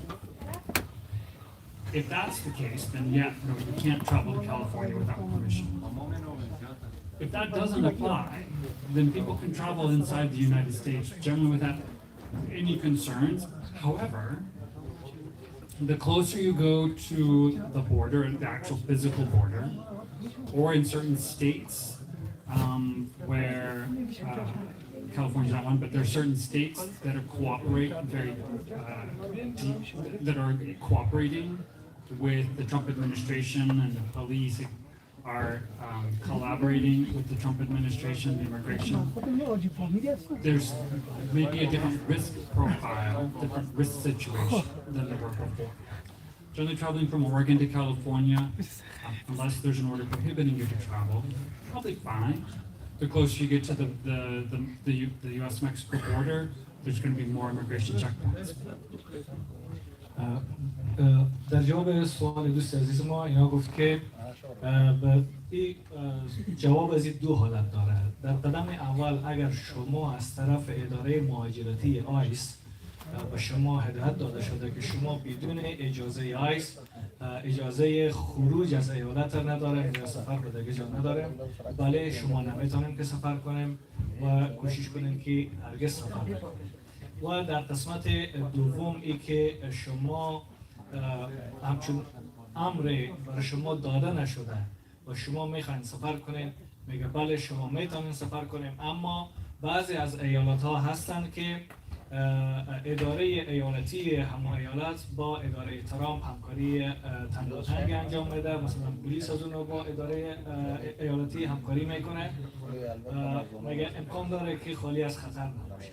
اما اگر شما هر قدر به خطوط مرزی و یا ایالت های مرزی ایالات متحده نزدیک میشیم، اونجا خامخا چک پوینت های پلیس های مهاجرت زیادتر هست و خطر خالی از خطر هم نخواهد بود.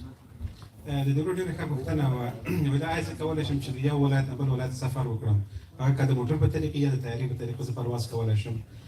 سټیون جاب ورته ویلې د خپله د آیس دفتر نه که چیرې تاسو ویل شوي دي چې تاسو کولی شئ بیا هېڅ مشکل نشته، او که چیرې تاسو ته په هغه ورق کې لیکل شوي تاسو مثلا سفر نشئ کولی نو مې کوئ.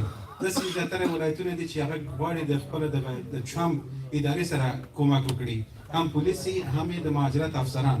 هغوی کله چې تاسو لاړ شئ کولی شي تاسو ونیسي.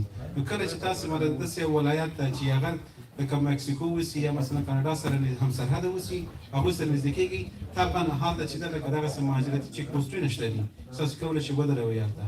یعنې دا ستا پورې تعلق لري چې تا ته ویل شوي چې ته کولی شئ یا نشئ کولی سفر ته ولایتونو ته. و آقای استیفن گفت که اگر من هر چی زودتر به خانه و حاضر نشم و مشکل میخورم به خاطر وقت غذای شام هست. Just one thing to add, I don't know if you're in proceedings or not, but if you're a parolee or if you have temporary protected status, you can get a real ID from the Oregon DMV, and it can be helpful to do that, even though you have to provide immigration documents when you apply. جولین ډېر ښه خبره وکړه. هغه ورونه غواړي چې سفر وکړي د یو ولایت نه بل ولایت ته پرواز وکړي. تاسو کولی شئ چې خپل هغه ډیمي دفترونو ته لاړ شئ، هلته تاته ریل آی ډي درکړي. په ریل آی ډي کې هغه کسانو ته ورکول کېږي چې هغوی مثلا پیرولي دي، اسناد لري، یا مثلا ګرین کارډ لري، نو یا که امریکایي پاسپورټ هڅه لري. تاسو کولی شئ خپل مربوطه ډیوي ته لاړ شئ، هغه نه کارت واخلئ ریل آی ډي په نامه باندې، تاسو کولی شئ بیا سفر وکړئ د یو ولایت نه بل ولایت ته. دارندگان به حساب کیس های پرولی، گرین کارت و همچنین حتی یو سیتیزن دیگه بهترین راه همین هست که اونا برن به اداره دیلوی و ریال آیدی رو بگیرن. دوستان عزیز، آقای استیون باید بره. آدم گفت اینو بر ما گفتن که 1 ساعت میگه وقت دادم میتونم، بازم خیلی ببینه که زیاد اومدن زحمت کشیدن. We really appreciate you, Mr. Stephen. I really all the Afghan community, not just you, but all your colleagues who was working there with you, all the attorneys, and I've been here all the time, but really good feedbacks that when they go to the ECO office or meet with you, the way that you guys treat them, so this is really helpful. Thank you so much. Let's have Stephen needs to go. He needs to go, and before you go, I mean, as you go on the way, well, my colleague is going to prepare an Afghan food, a to-go box for you, so you can take that. Let's give him a round of applause. Thank you so much.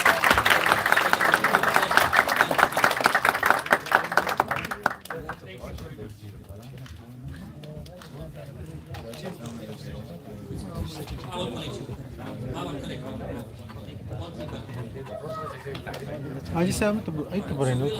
We have Julian here. Julian, hasta como? Kasi sawal da not sawal boken. Hello everyone, my name is Akmal. I have a quick question about a big challenge some of us are facing currently. There has been a long backlog in immigrant visa for the immediate relatives of green card holders. Is there any way or platform to advocate for elimination or reduction of this backlog? I mean, is it possible to increase the annual limits of the immigrant visa, or why the unused visa each year can't be rolled over to the following year? Great question. Great question to bring up with members of Congress. So the answer is there's nothing that's within my immediate power to somehow allow someone who's a spouse or child of a permanent resident to kind of cut in line. There's an annual cap on the number of people from each family-based preference care category who are granted a visa or allowed to adjust status. And there's no way around that as far as I know.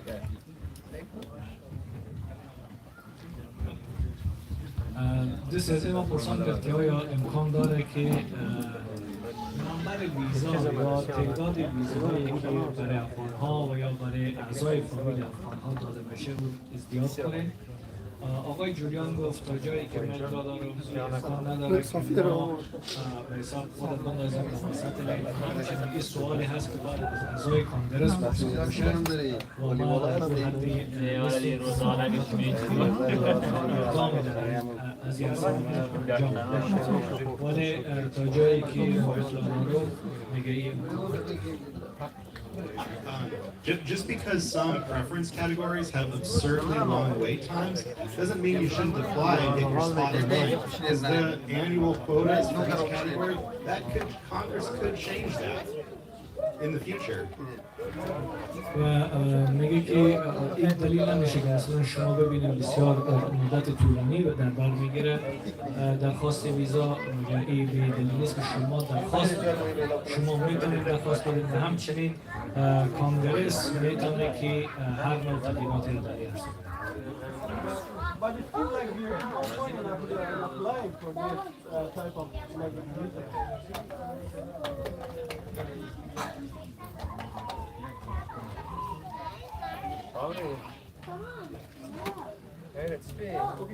for encouraging us to apply, but it seems like there is no point in applying because with this backlog, it can take up to 5 or 6 years to get your immigrant relatives to the U.S.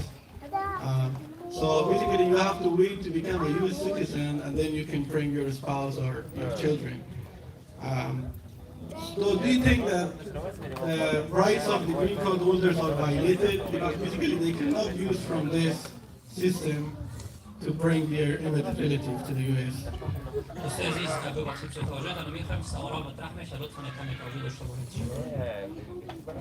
Yeah, I mean, I agree. It's absurdly unfair. They haven't updated the annual quotas for the preference categories in decades, and they need to do that because the U.S. population is significantly larger than it was last time they set those numbers.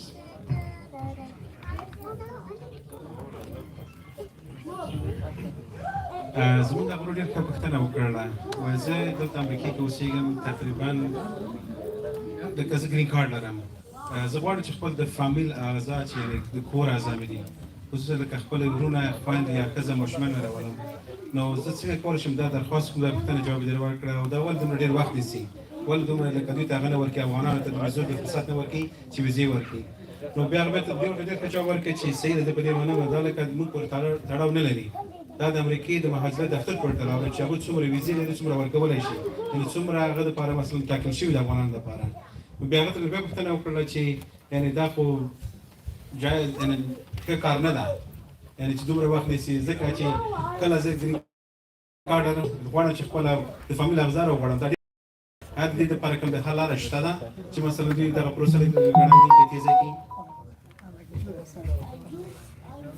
دوستی عزیز ما پرسان کردن که اولا خب ما میخوایم بفهمم که این مدت طولانی 4-5 سال در بر میگیره تا یک گرین کارت هولدر بتونه خانم و یا افراد اعضای فامیل نزدیک خود بخواد به آمریکا و یا اونا اپلای کنه و در ضمن سوال کردن که آیا به نظر شما حقوق افراد دارای گرین کارت پایمال شده یا نه؟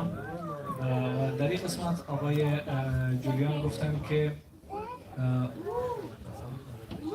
فکر کنم سوال دست من رفت. Did you get the answer or? Yeah, thank you. Oh, awesome. خب ما Yeah, so there are situations where if you later become a U.S. citizen while the petition for a spouse of a LPR is still pending, then you can't use, then the person is no longer a spouse of an LPR, and that can create problems. So if you plan, depending on how long you've been in the U.S. and whether you plan to apply for citizenship, there are situations where you might want to wait. It depends on your case. میگه که برمیگردم از ابتدا سوال طبیعی که گفت که آیا در گذشته طوری بوده که ویزاهای زیاد داده می شده برای افغانها اما چندین سال هست که آپدیت نشده و بنا بعض مسائل یا ویزای کمتری را برای افغانها صادر می‌کنه. اما مسئله اختیاری که گفت میگه که در صورتی که شما به حساب گرین کارت هولدر هستین و اگر مدت به حساب طول میکشه که شما فامیل و اعضای خانواده خود بیاریم و در بعضی مواقع هم شاید طولانی تر باشه و مشکل برمیخوره. Sorry, one more thing, and then so there's if you're an SIV, if you were married at the time that you applied for your SIV, then another possible way to petition for a spouse is an I-824. So depending on your situation, whether you plan to apply for citizenship and whether you and the basis for your permanent resident status, there are 3 possible ways to petition for your spouse, and I suggest talking to an attorney to figure out which is the best one for you. میگه در صورتی که شما هنگام با وقتی که شما اپلای کرده بودین برای SIV اگر او وقت شما متأهل بودین و یا نامبردار بودین که شامل کیس شما شده بوده میگه امکان داره که شما بتانیم به او درخواست بدیم و بتانیم او رو بیاریم داخل و یا ای که شما گرین کارت به حساب یو سیتیزن بشین، این امکان هم داره.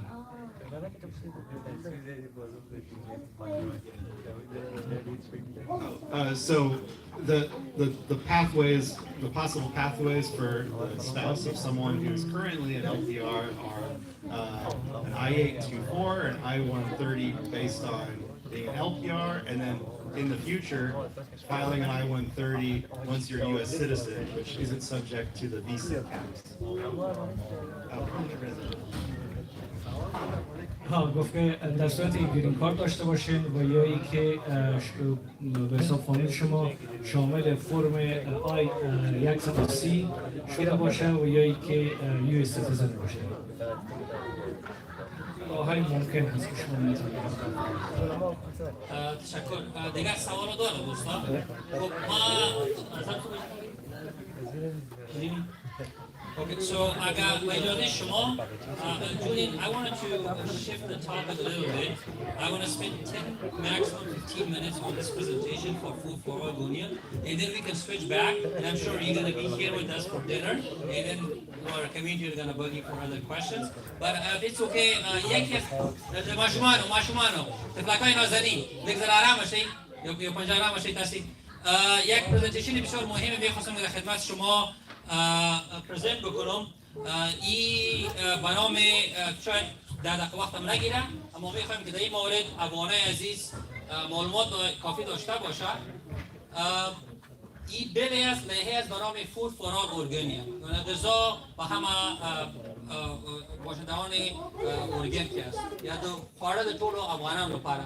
یک لایحه است که شبکه حمایت افغانها تقریبا 3 سال میشه که ما در لیجیسلیچر یا در کانگرس ایالتی ما میریم اونجا ادوکیسی میکنیم و برای اینا میگیم. البته 186 ارگانیزیشن های دیگه است که در این ادوکیسی با ما شریک هستند، تنها شبکه حمایت افغانها نیستند. اما ما در سالهای گذشته تقریبا تا حالا 60,000 اورگانیان یا باشندگان اورگن الیجیبل یا مستحق استنپ نیست. همین فود کارت که شما میگیرین اگر فود کارت شپیته زره اورگانیان یا اورگن میشتی خلق در اسنپ یا در بنفیت فرستم الیجیبل نیست، یعنی نشسته. نو در این لایحه اگر پاس شود تصویب شود میتونه هر کسی که از راه مکزیکو آمده باشه، از راه اسپانسرشیپ آمده باشه، از هر کدام راهی که آمده باشه اینا میتونن که به اسنپ درخواست بدن. مثلا یک لایحه مهم است و ما میخوایم در مورد اینش به شما معلومات بدم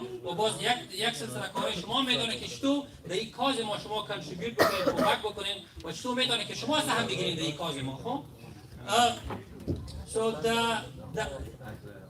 یک بله است که در 2023 اینا ما ایرا با کانگرس ایالتی روان کردیم و تا حال ما ایرا اول قرار بود که ما از همه مهاجرین یا بدون نظر داشت استیتس میگریشنشان اینا مستحق این پروسه شد. اما باز وقتی که گورنر دید و سناتورا دیدن مصرف از این تقریبا سالانه 60 تا 80 میلیون دلار بوده، باز گفتن که ما نمیتونیم که این ما تصویب بکنیم.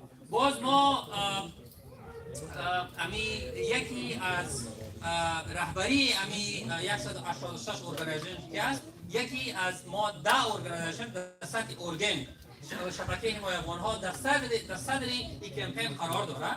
ما باز این را اسکیل کردیم، گفتیم خب که نمیشه مثال همه مهاجرین مستحقی برنامه نمیشه، چطور بتونیم که مصارف هم کم بکنیم اما تعداد مهاجرین ما کور بکنیم.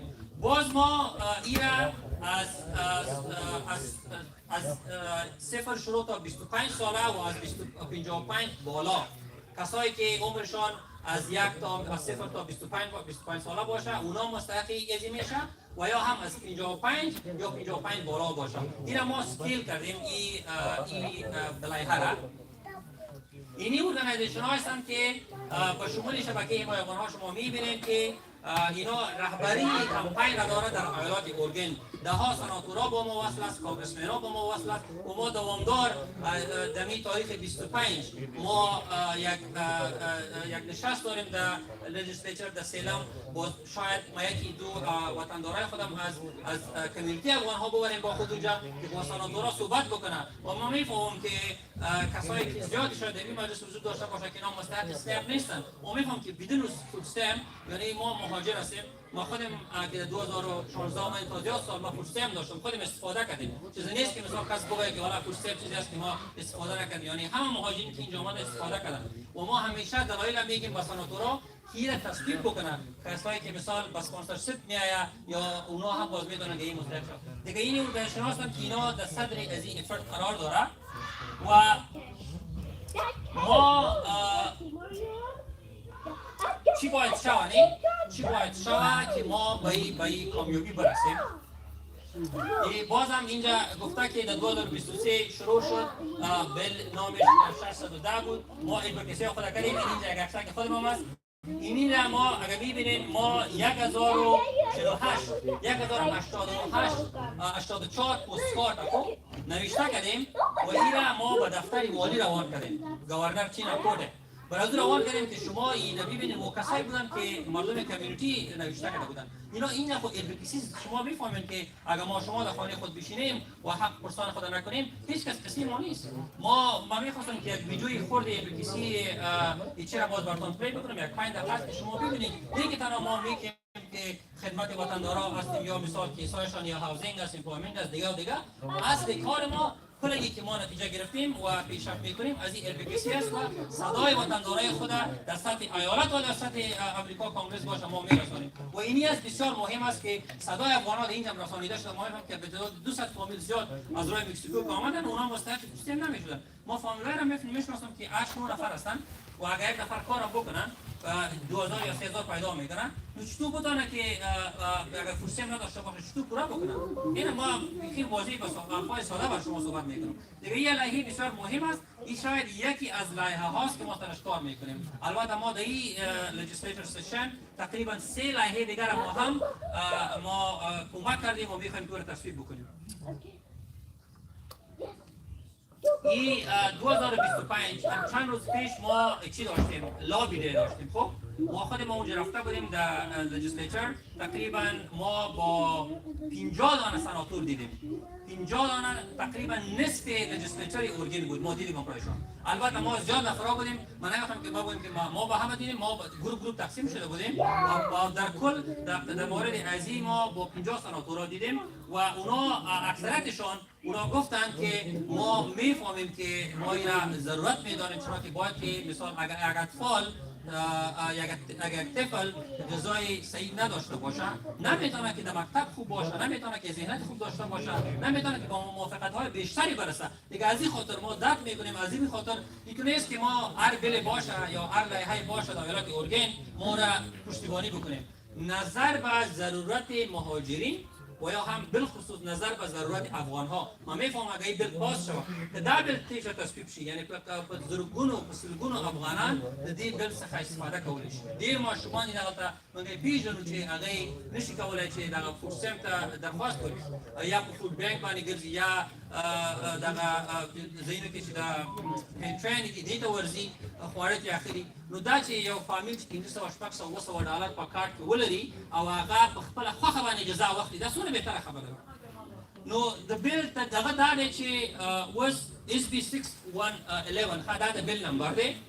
دا د بیل نمبر دی. دا تاسو ته په کار راځي ځکه بیا ته وایم چې تاسو چی وکړئ ستاسو رول شما چی باشه.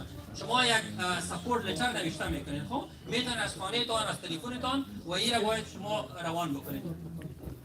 این ما میدانیم که وربل تستیمونی گفتاری ساین اپ بکنین و ما در گروه شیر بکنین و یا هم فقط یک خط روان بکنین از طریق وبسایت لجیسلیچر و بهشون بگویین که ما ضرورت داریم ما میخوایم که یک چیز براتون میگم بدون نظرداشت از اینکه من سیتیزن هستم تو از راه مکزیکو آمدی تو گرین کارت داری تو ای داری تو او داری تو دا طیاره بند کردی خدا این گپا تخصیص باشه. یک ایما مفکوره را از ذهنیت ما باید بیرون بکنیم اگر من یک پیش روی یک کسی استاد میشم، من میرم باور بکنین که من نمیگم تو سیتیزن هستی، کجای افغانستان هستی، او خودی که مطرح نیست. من من حیث یک مهاجر میبینم. دیگه این ذهنیت از یگانه چیزی که نظر به حقوق و شرایط آمریکا، شاید که اگر سیتیزن باشی میتونه که رای بده، سیتیزن نباشه رای داده نمیتونه. دیگه کدام تفاوت وجود نداره. هدف من از این است که هر کدامتان شما میتونید که ادوکیت باشید. هر کدامتان شما میتونید که نمایندگی خود با دفاع خود از حق و حقوق خود در ولو که در سیتی باشد، در کانتی باشد، در ایالت باشد، در دفتر گورنر باشد، خوب استفاده شده میتونید بدون از اینکه با این ایالت اورگان که است یکی از ایالت‌های بهتر است به خاطر مهاجرین. دیگه در مارچ سعی کنید مارچ 18 ما رفتیم لابی دی. در مارچ 25 ما ویز این مینز رود شد. رود شنبه بعد اینجا بودم. این ایالت اورگان که است یکی خو اگر ما بگیم پارلمان افغانستان به اصطلاح پارلمان یا شورای ولایتی، اما پارلمان افغانستان یکی سناس یکی هم هاوس اف ریپرزنتیتیوز اینجا اورگان داره.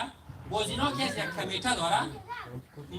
در این سال تقریبا چند میلیارد دلار از اینا خواسته شده بلا روان کرده برشان که اونا را تصویب بکنن. بفهمید چند میلیون دلار اینا داره که اینا باید سرمایه‌گذاری بکنن. 980 میلیون دلار. 980 میلیون دلار لجیسلاتور داره که اونا را سرمایه‌گذاری بکنن در این بلا. یکی بلایش مثالی است. اما اونا گفتن روز شنبه گفت که 980 میلیون دلار است، اما از ما تقاضای چندین میلیارد دلار شده. دیگه چطور پورا بکنن؟ باز وقتی که ادوکیسی میشه مثل افغانا میره، دیگه مهاجرین میره، میگن که این بسیار مهم است، به کمیونیتی فایده داره. باز اونا توجه میکنن. از این خاطر میگم که صدای هر کدام شما اگر نوشتاری روان بکنین یا وربری بسیار تاثیرات خود داره. اگر اینی کمیته ویز نیست که دین روز شنبه ما رفته بودم تعداد 15-20 سناتور اونا عضویت از این داره. اگر این بگوید که مثال ما یک بل روان بکنیم که ما با افغانا یک کمیونیتی سنتر میسازیم، مثال صحیح است؟ یک کمیونیتی سنتر میسازیم که افغانا تعدادشان هزاران نفر هستند، ما کمیونیتی سنتر نداریم و ما بل جور بکنیم روان میکنیم، باز میره به این ویز مینز کمیته میره. خب اگر اینا بگه که برین افغانای اورگن 10 میلیون دلار با شما دادیم بریم برای خود کمیونیتی سنتر بسازیم، امکان داره یا نداره؟ داره نه؟ داره. اما ادوکیسی اگر نباشه هیچ چیز نیست. اگر شما صدای داره بالا نکنین، خط روان نکنین، صحبت نکنین، با تماس نگیرین با لجیسلاتورایتون، هیچ چیز امکان نداره. اما امکان داره.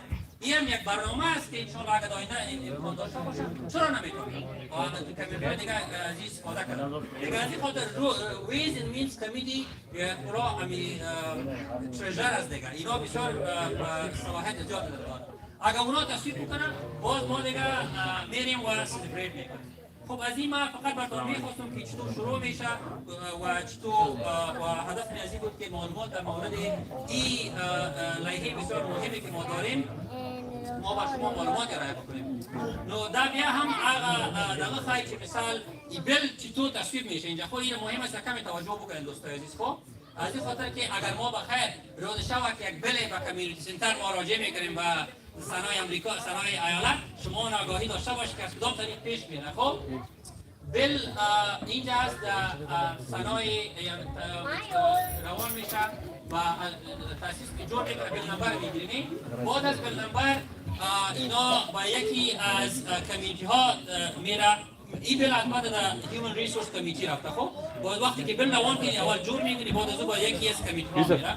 بعد از اون اگر بل از اونجا تصویب شد باز میره با فلور جایی که مثال رای میده سناتورا و رپرزنتانت. بعد از اون اگر او رای گرفتید خلاص شد بعد از اون به دفتر والی میره.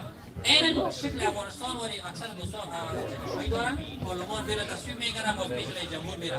این شکل اینجا ما مستقلی نداره نی. باز گورنر که امضا کرد باز دیگه کارش تمام شد دیگه خلاص شد جور شد. ما میگه why is food for all organic important to you؟ به نظر شما بین یک سوال میکنم، نظر شما به نظر معلوماتی که با شما دادم آیا فود فور آل ارگانیان یا در طول بار خواړه یک لایحه مهم به نظر شما میرسه یا خیر؟ میرسه نه؟ شما فکر بکنید یکی از لایحه هاست و امیر که مردم امیر تو کمیونیتی ها جمع میشن هیچ بدون از اینکه کی است کی نیست این لایحه ها را ترتیب میکنه و به سنا و به دیگر جا میبره و حق و حقوق خود میخواهد از این وطن. ولی ما شما لگزر دارید در واقع کم که لگزر بسته.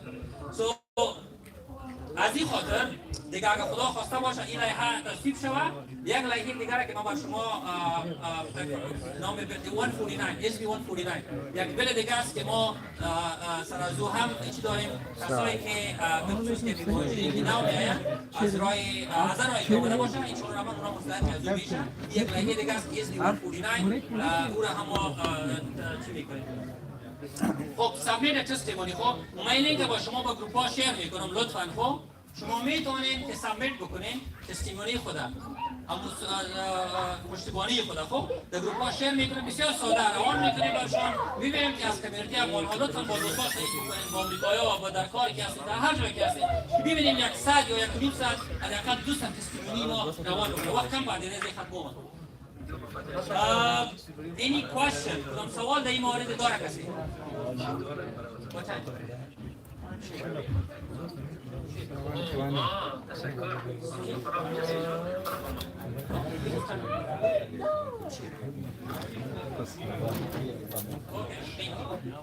تاریخ تستیمونی که است آقا 15 دقیقه تاریخ 25 مارچ 25 مارچ است و یک تعداد وطنداران روز ما تاریخ 25 است و ما میخوایم که ما میرم تستیمونی میتونم ما میخوایم که تعداد وطنداران و تعداد 10 15 هر چقدر که میتونه اونایی ما برن و اونجا بشینن و بگوییم که ما برشان میگم که این وطندارای افغان ماست و اینا پشتیبانی برای این لایحه آمده.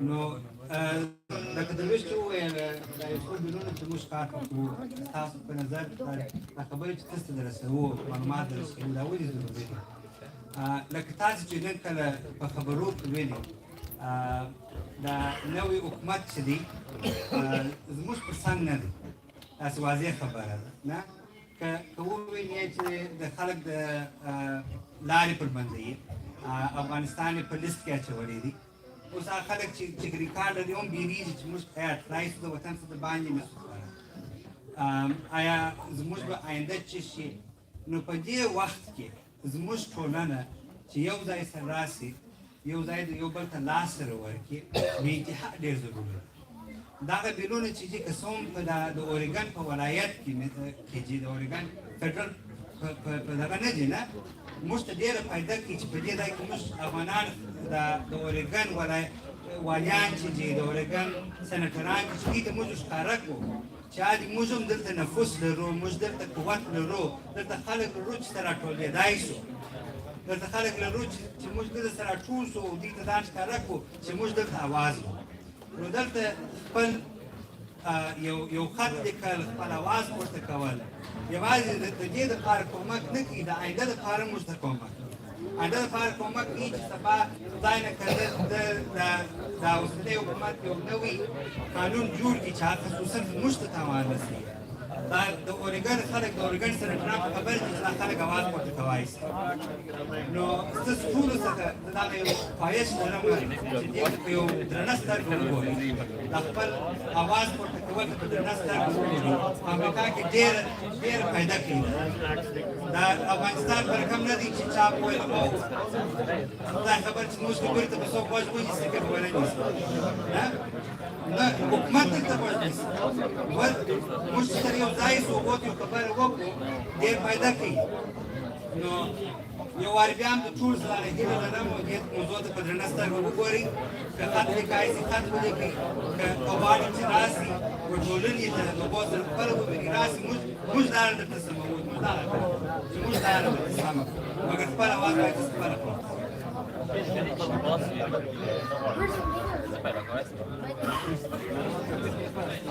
یک دقیقه با بی احسان جان یک دقیقه لطفا اگر توجه داشته باشید یک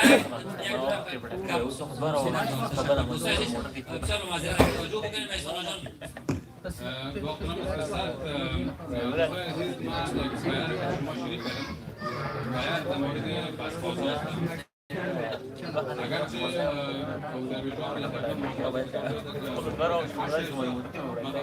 میخوام که از این فرصت استفاده کنم و شما همین پسپاس‌هایی را که ما با شما شریک ساختم و قراره شما این را بخوانید و در صورتی که شما نیاز داشته باشید و نیاز هم داریم انشاءالله میتونید که همراه همکارای ما و همراه ما تماس بگیرید و دوست احترام بکنید. البته اگر شما بخواید که کارت پسپاس بخرید سازوار شما را $2.8 چارج میکنه و روزانه $5.6 و ماهانه $100. و اگر شما از این برنامه از طریق اسم شما ثبت نام بکنید شما روزانه برای $2.8 چارج خواهد شد و بر ماهانه $28 یعنی 72% تخفیف در پسپاس‌ها بر شما داده میشه. از این فرصت استفاده بکنید و در صورتی که شما نیاز به همکاری داشتید و شما ثبت نام بکنید شما میتونید که همراه همکارای ما تماس بگیرید و ثبت نام بکنید.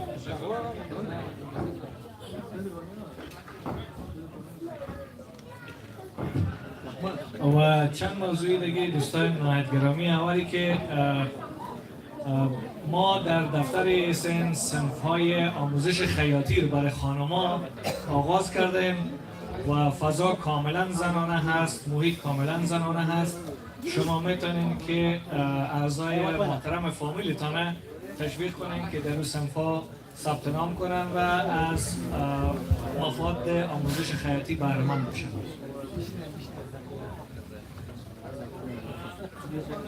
چند دقیقه مونده با آذان بخیر. حالا میشه جان چند دقیقه مونده با آذان؟ یه دقیقه بعدی؟ دهی دقیقه باشه آذان کی گذرتا؟ دری دقیقه بعدی خواه دری دقیقه رو دو دقیقه بعدی دو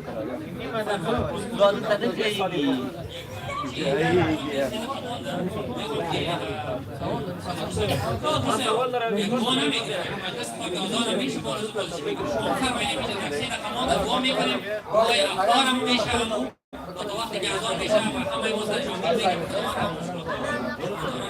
تا صادقی صرف دعا میکنم یک خبر خوش برای جوانان و ورزشکارای عزیز. ما به زودی برنامه‌های ورزشی بسیار خوبه برای جوانان داریم. بسم الله الرحمن الرحیم. و علی آله و صحبه و من اقتدى بهدیه و بعد. پیامبر صلی الله علیه و سلم می‌فرمایند به هر روزه‌دار یک دعای مستجاب است. یعنی هر روزه‌دار پیش از افطار یک دعای مستجاب دارد که هر دعایی باشد در دنیا و در آخرت در طرف نیازها پذیرفته می‌شود.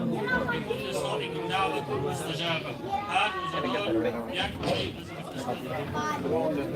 چون وقتم کم است می‌دانیم است که انسان خودش دعا بکنم. شخصا چون حوایج هر انسان فرداً متفاوت می‌باشد و در جمع هم به دعای امین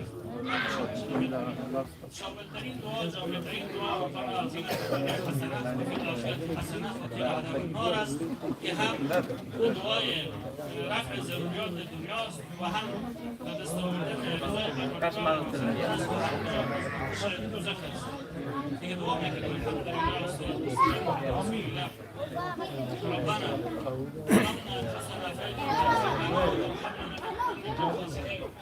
ربنا آتنا في الدنيا حسنة وفي الآخرة حسنة وقنا عذاب النار. ربنا هب لنا من أزواجنا وذرياتنا قرة أعين واجعلنا للمتقين إماما. پروردگارا این ماه مبارک رمضان را ماه رحمت و ماه مغفرت بگردان. پروردگارا در این آخر ماه مبارک رمضان دار از جمله مذکورین مرحومین از جمله کسایی که رحمت خود شامل گردانیدی بگردان. پروردگارا گذشته‌های ما را مورد عفو و مغفرت و بخشش و عطای خود بگردان. پروردگارا زندگی پر از خوشی و عافیت سلامتی و پر از زندگی شادی نصیب ما بگردانید. پروردگارا وطن ما را آباد آرام خوش سرسبز شاداب بگردانید.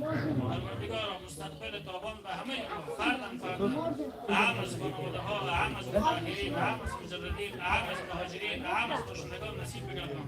پروردگار زندگی ما را شاد، آباد، آرام، پاکیزه و دور از مریضی‌ها، دور از تشویش‌ها، دور از زنجیرها بگردان. پروردگار از آتش جهنم ما را رهایی ببخش و بهشت بریم و همه گذشتگان ما را در حالی و نصیب بگردان.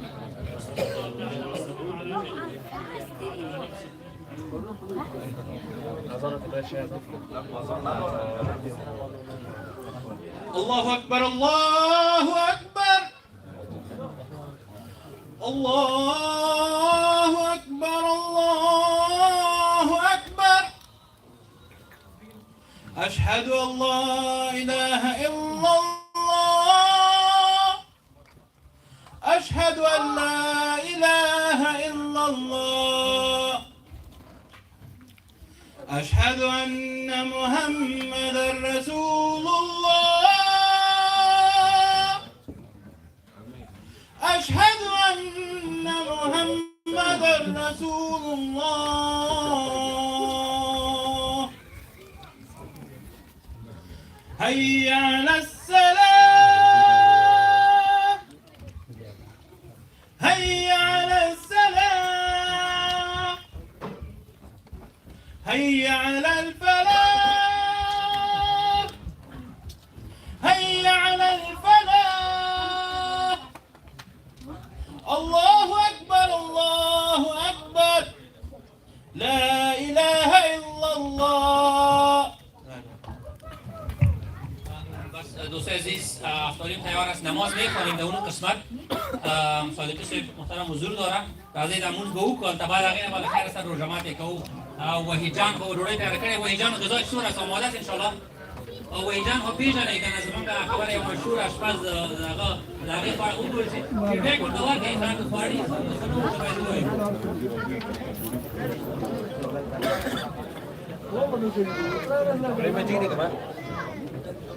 باید ووایو Gimnastik mi kırıyor da yok mu? Sen kadar yazıyorsun. Biraz da değil.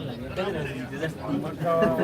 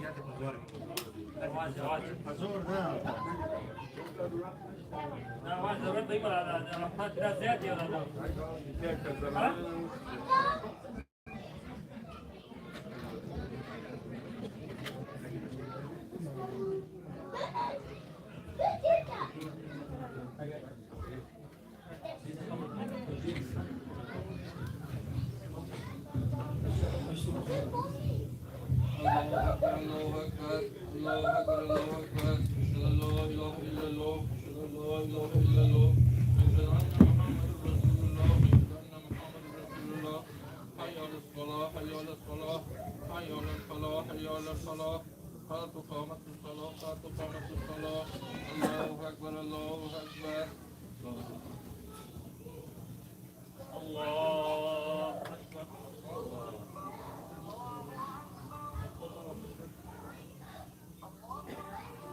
الحمد لله رب العالمين الرحمن الرحيم مالك يوم الدين إياك نعبد وإياك نستعين اهدنا الصراط المستقيم صراط الذين أنعمت عليهم غير المغضوب عليهم ولا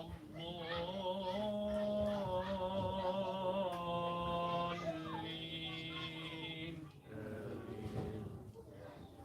يا أيتها النفس المطمئنة ارجعي إلى ربك راضية مرضية فادخلي في عبادي وادخلي جنتي الله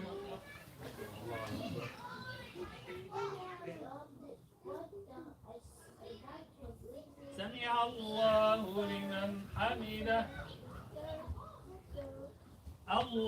الله أكبر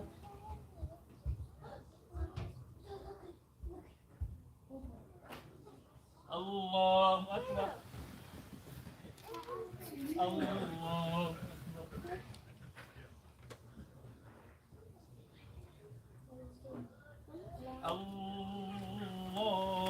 الله أكبر الحمد لله رب العالمين الرحمن الرحيم مالك يوم الدين إياك نعبد وإياك نستعين اهدنا الصراط المستقيم صراط الذين أنعمت عليهم غير المغضوب عليهم ولا الضالين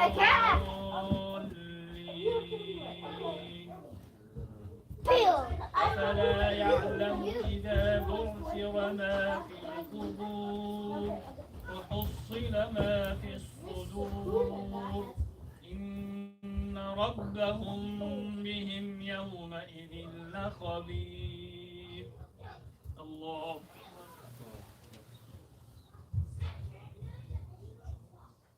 سمع الله لمن حمده الله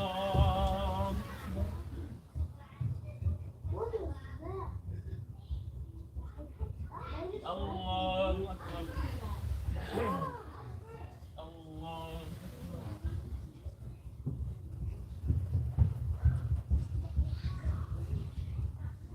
الله أكبر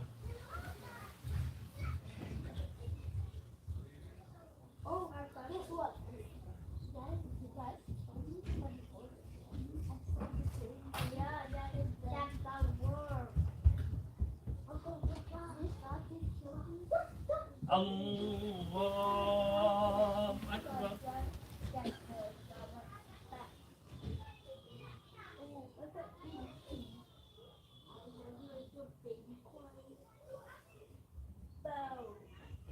الله أكبر سمع الله لمن حمده الله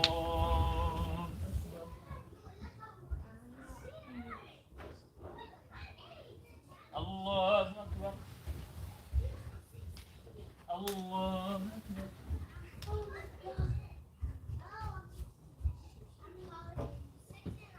الله أكبر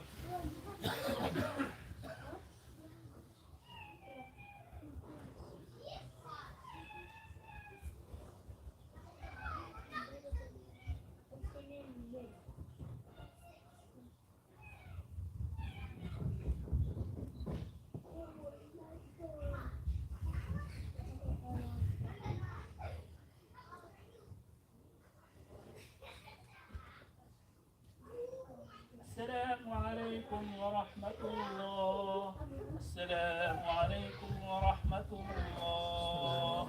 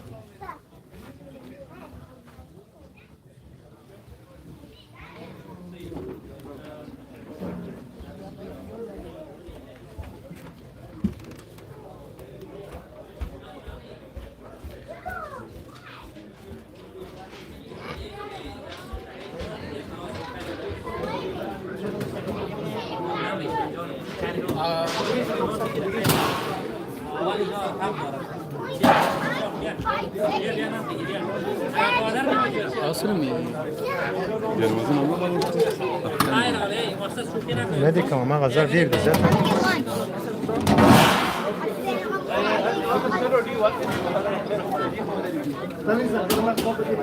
نورم دی هغه سر کې نورم دی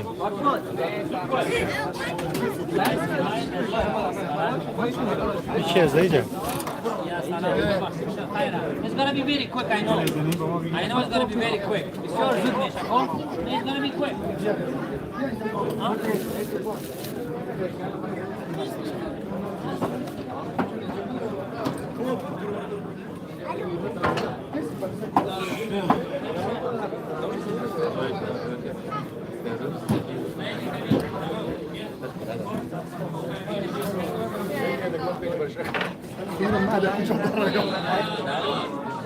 You're still live. That's good, man. No, but yes, little bit, but we'll barely take it. Magic, Live and yeah, live and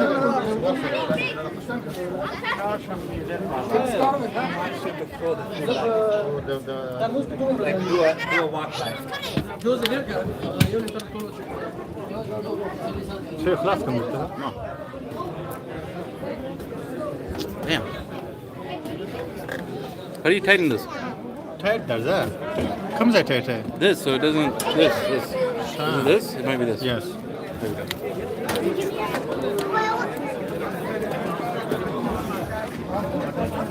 MashaAllah, MashaAllah, MashaAllah. Wow. Hector, si Dios sigue descendando.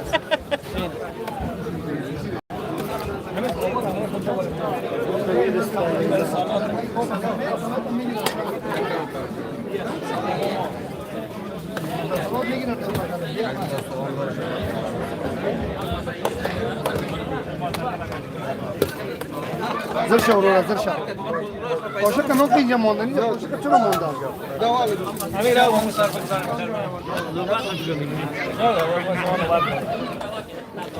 باشه بزن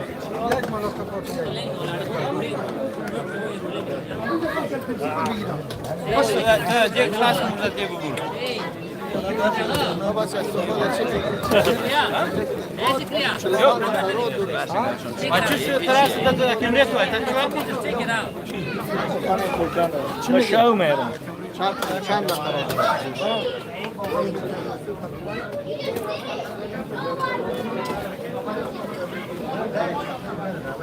باخذ هذه الكاميرا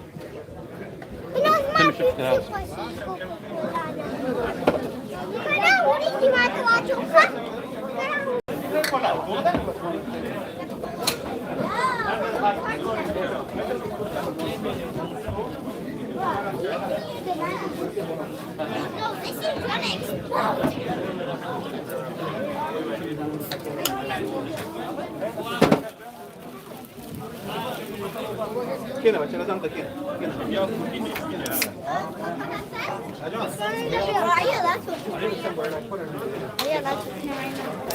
بچه ډوډۍ هم خوړلې ده که نه اول ډوډۍ وخورئ بیا دا وکړئ مریضېږي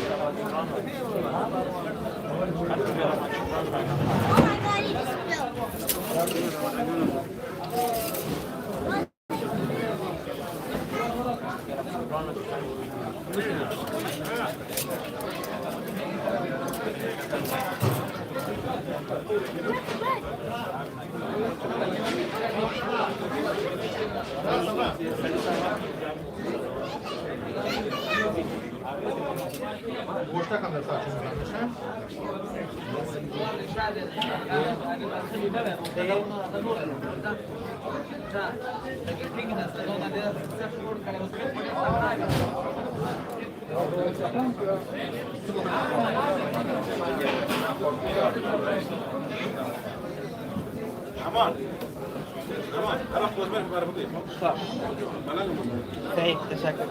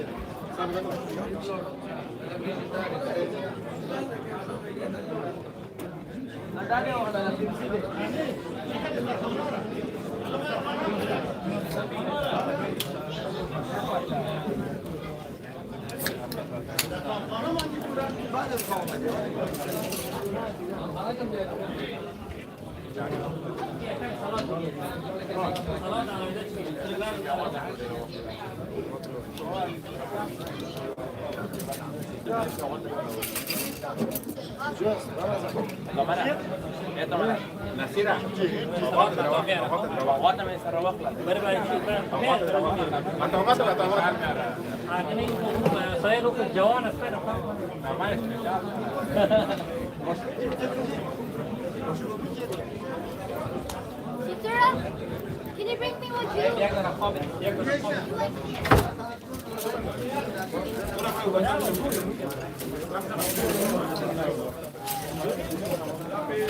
قاشق میگیری؟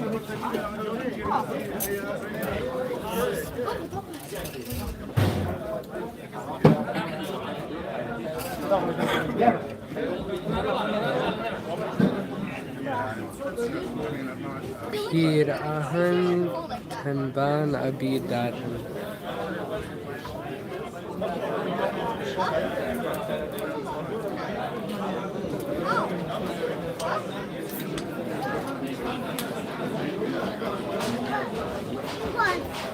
Which one?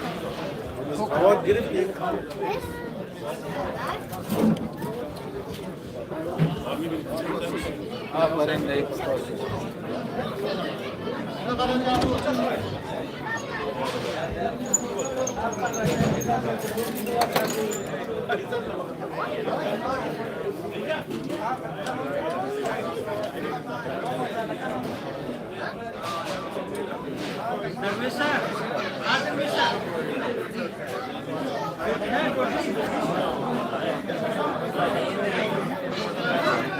Sister, two views.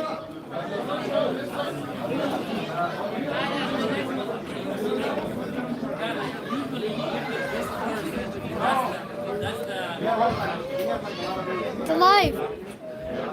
a video. That's not them. What are they? That's not them. It's a live video. Yep. How is that possible? They were here. Somebody's Somebody's watching us. Yes, someone's watching us.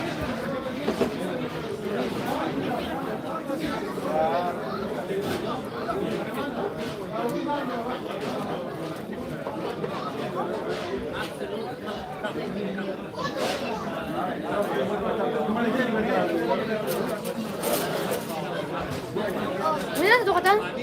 Mira kamu dikit. Amal dikit, amal dikit.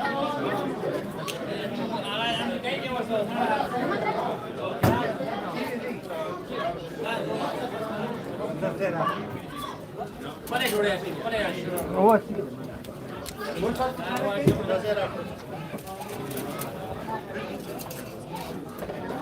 شغل راحي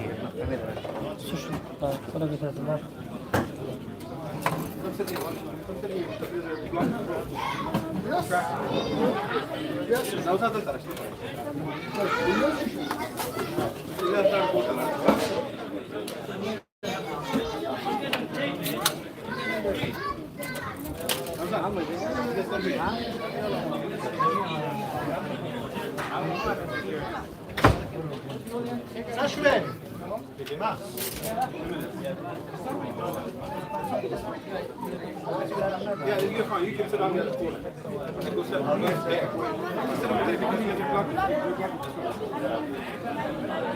It's okay.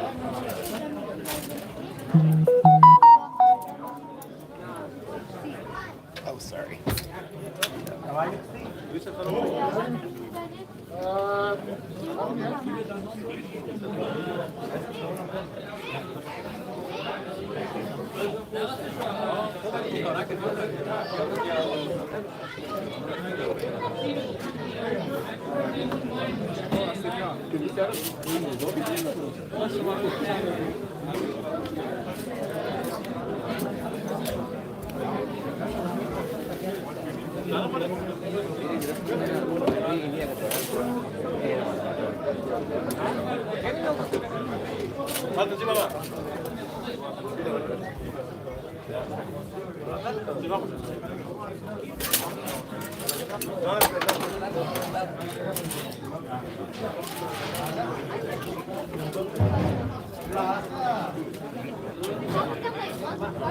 That's faster.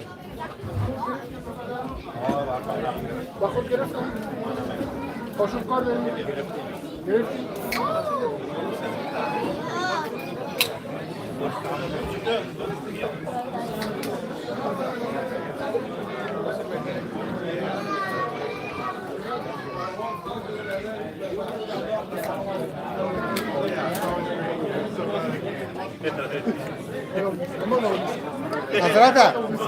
حضرت ناستی؟ ها؟ حضرت ناستی؟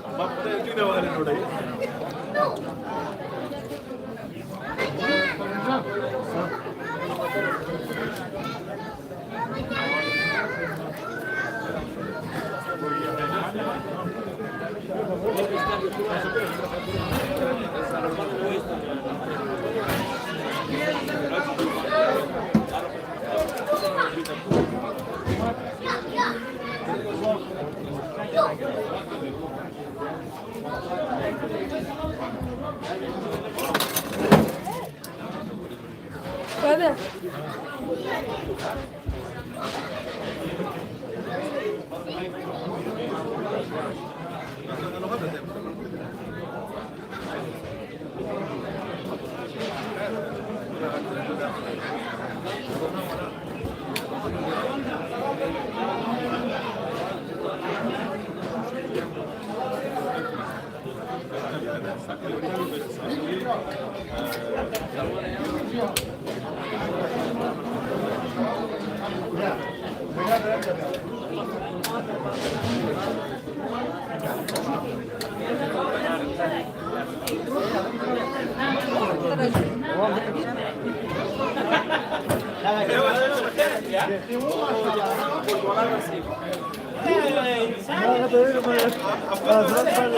Hazret Mevlid Ramazan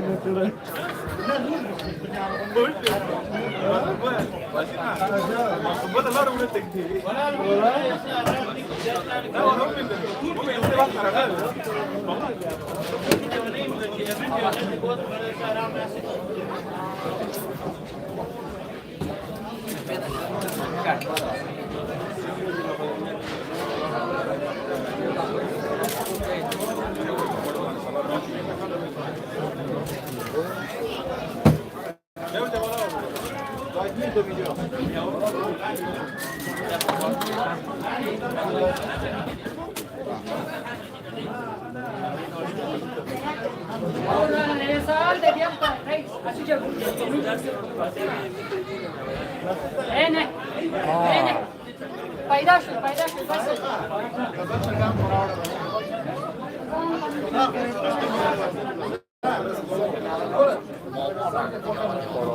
خب ببخشید بسیار زیاد خوب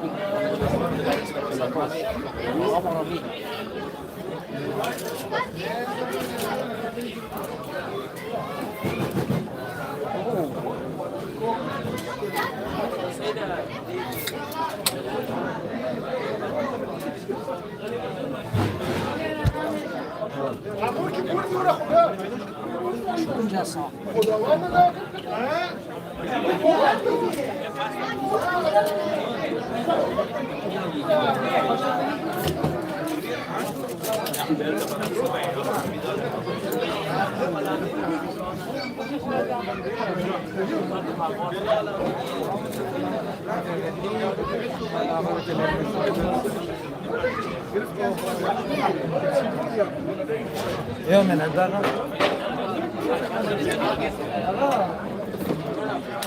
كل غريك هذول كنا أنا سالوت بروح ولا ده يوشي وخلا سالوت بروح يوم سالوت بروح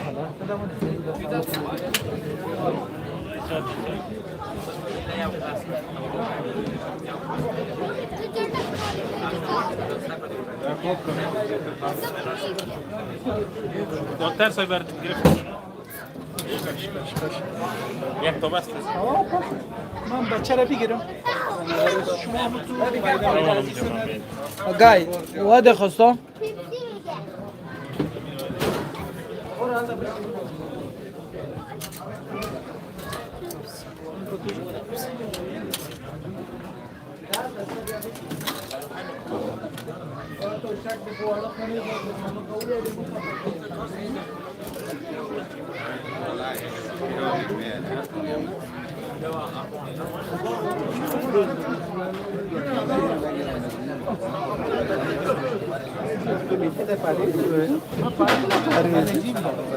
جيم میری تو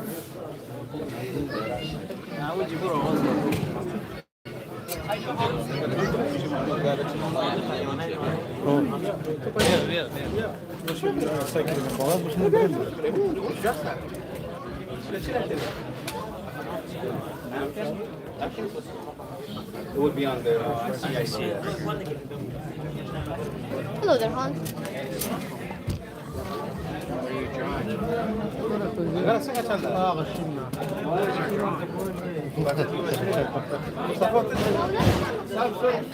سيس فاخر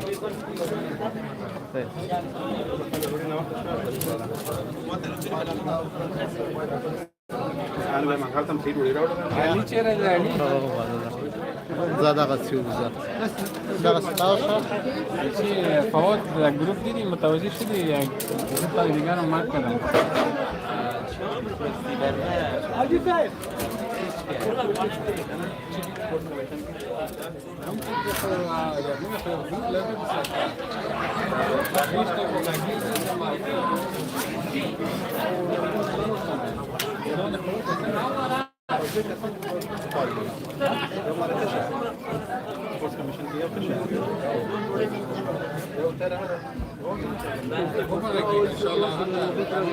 Ese va a tomar un brazo.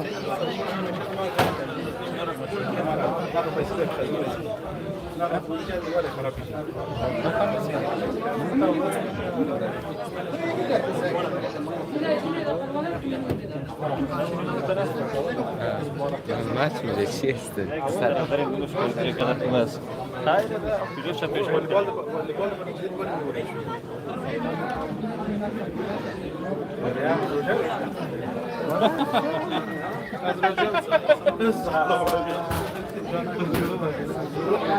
در لایف شروع دیگه و آده یو گوری خلق شه جورت بخیر او گوری خلق شه بندی دی واجر سرکاری چرګ دی شایسته ورې جواره ورور دغه دیګ دون غړ دیګ راوړ دي چې زه پکې ځایږم شه دا سلاته او دا ګوښه چې شي او غوښه د وری غوښه ده شه او هم دون دیګ راوړی و د ورځې زه پکې ځایږم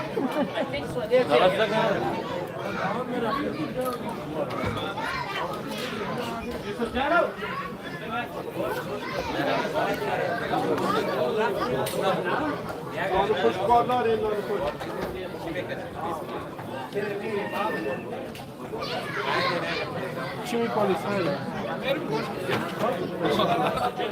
فیل کاغذا خیلی کجاست؟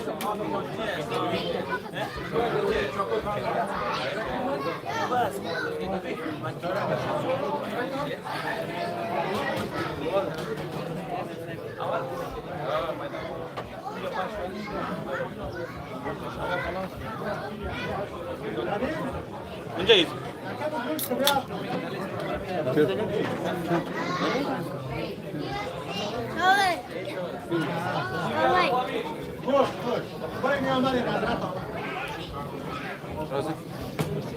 راسي يوسف راسي راسي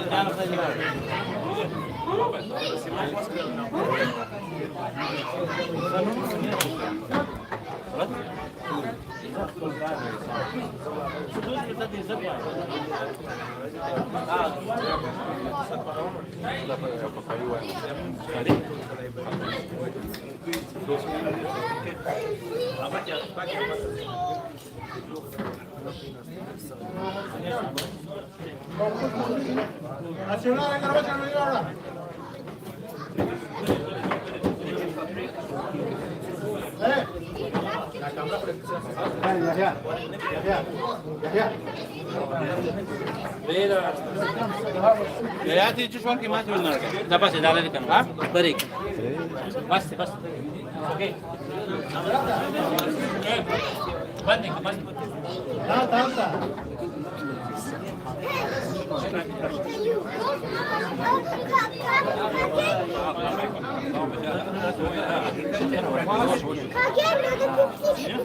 Because someone else wanted to see a man.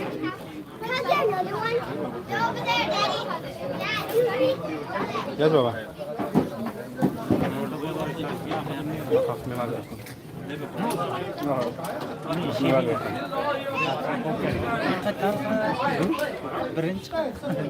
Baş bakalım. Şöyle takayım. Giasto.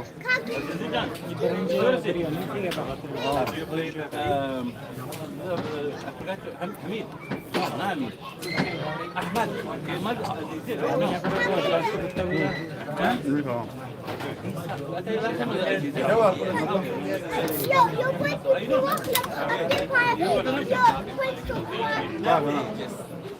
Where do you work now? Where do you work? Ya भाई خلاص ya भाई خلاص pero no puede para mí no مسافر دور است لا خلاص ما نیم ساعت را چلا قبلی قبل 20 دقیقه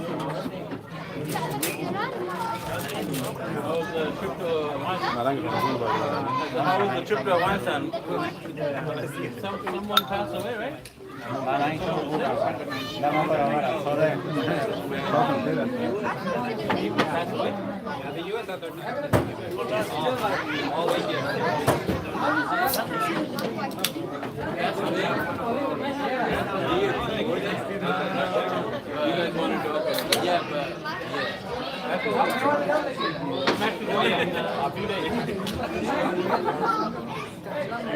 When was the last time you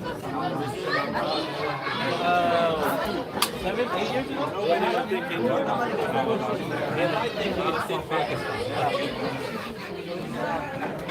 I'm more worried about my return than I'm going over there.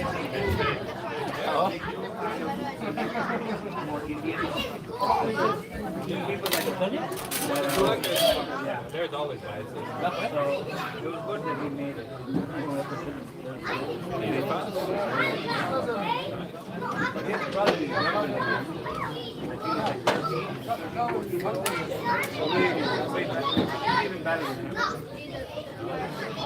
I went there once and I was doing practice and I was yeah, he was quick. Yeah, I was not.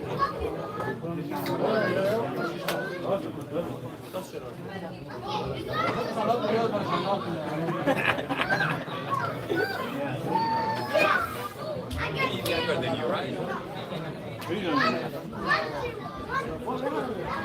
You're younger than him.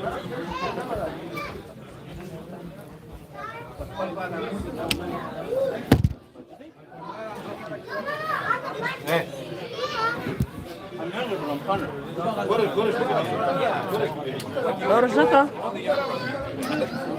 way funner than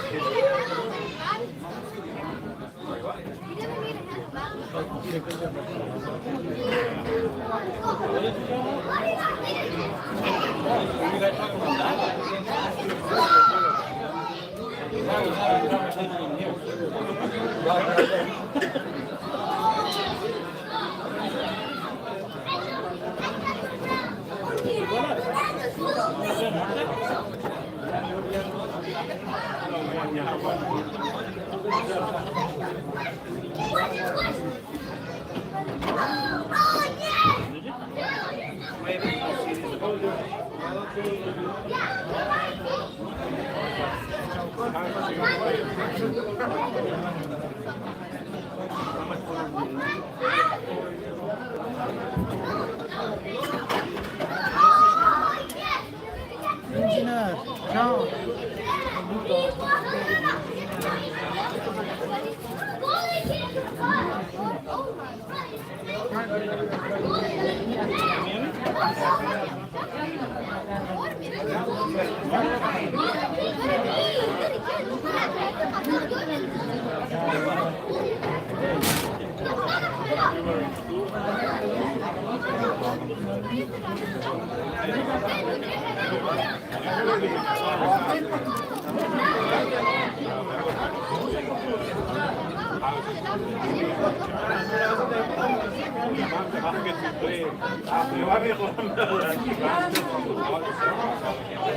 اجتماعي مختلفة.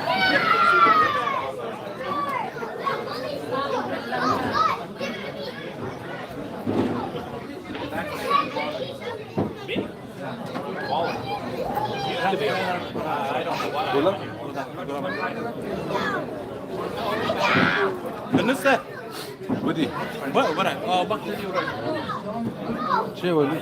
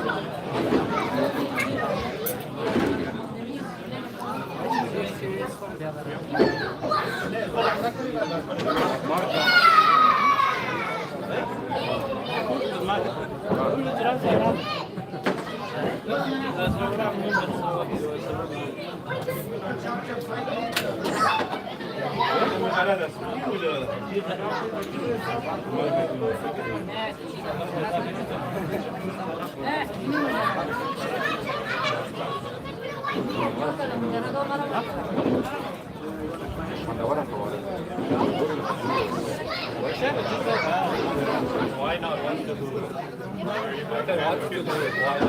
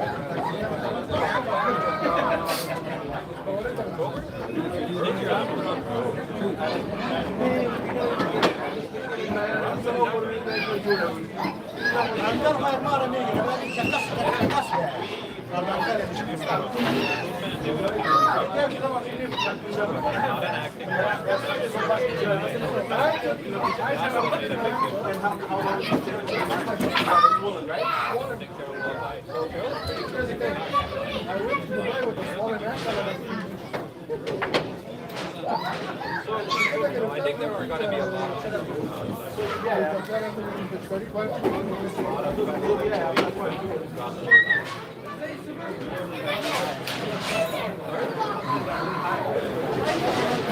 How about your ability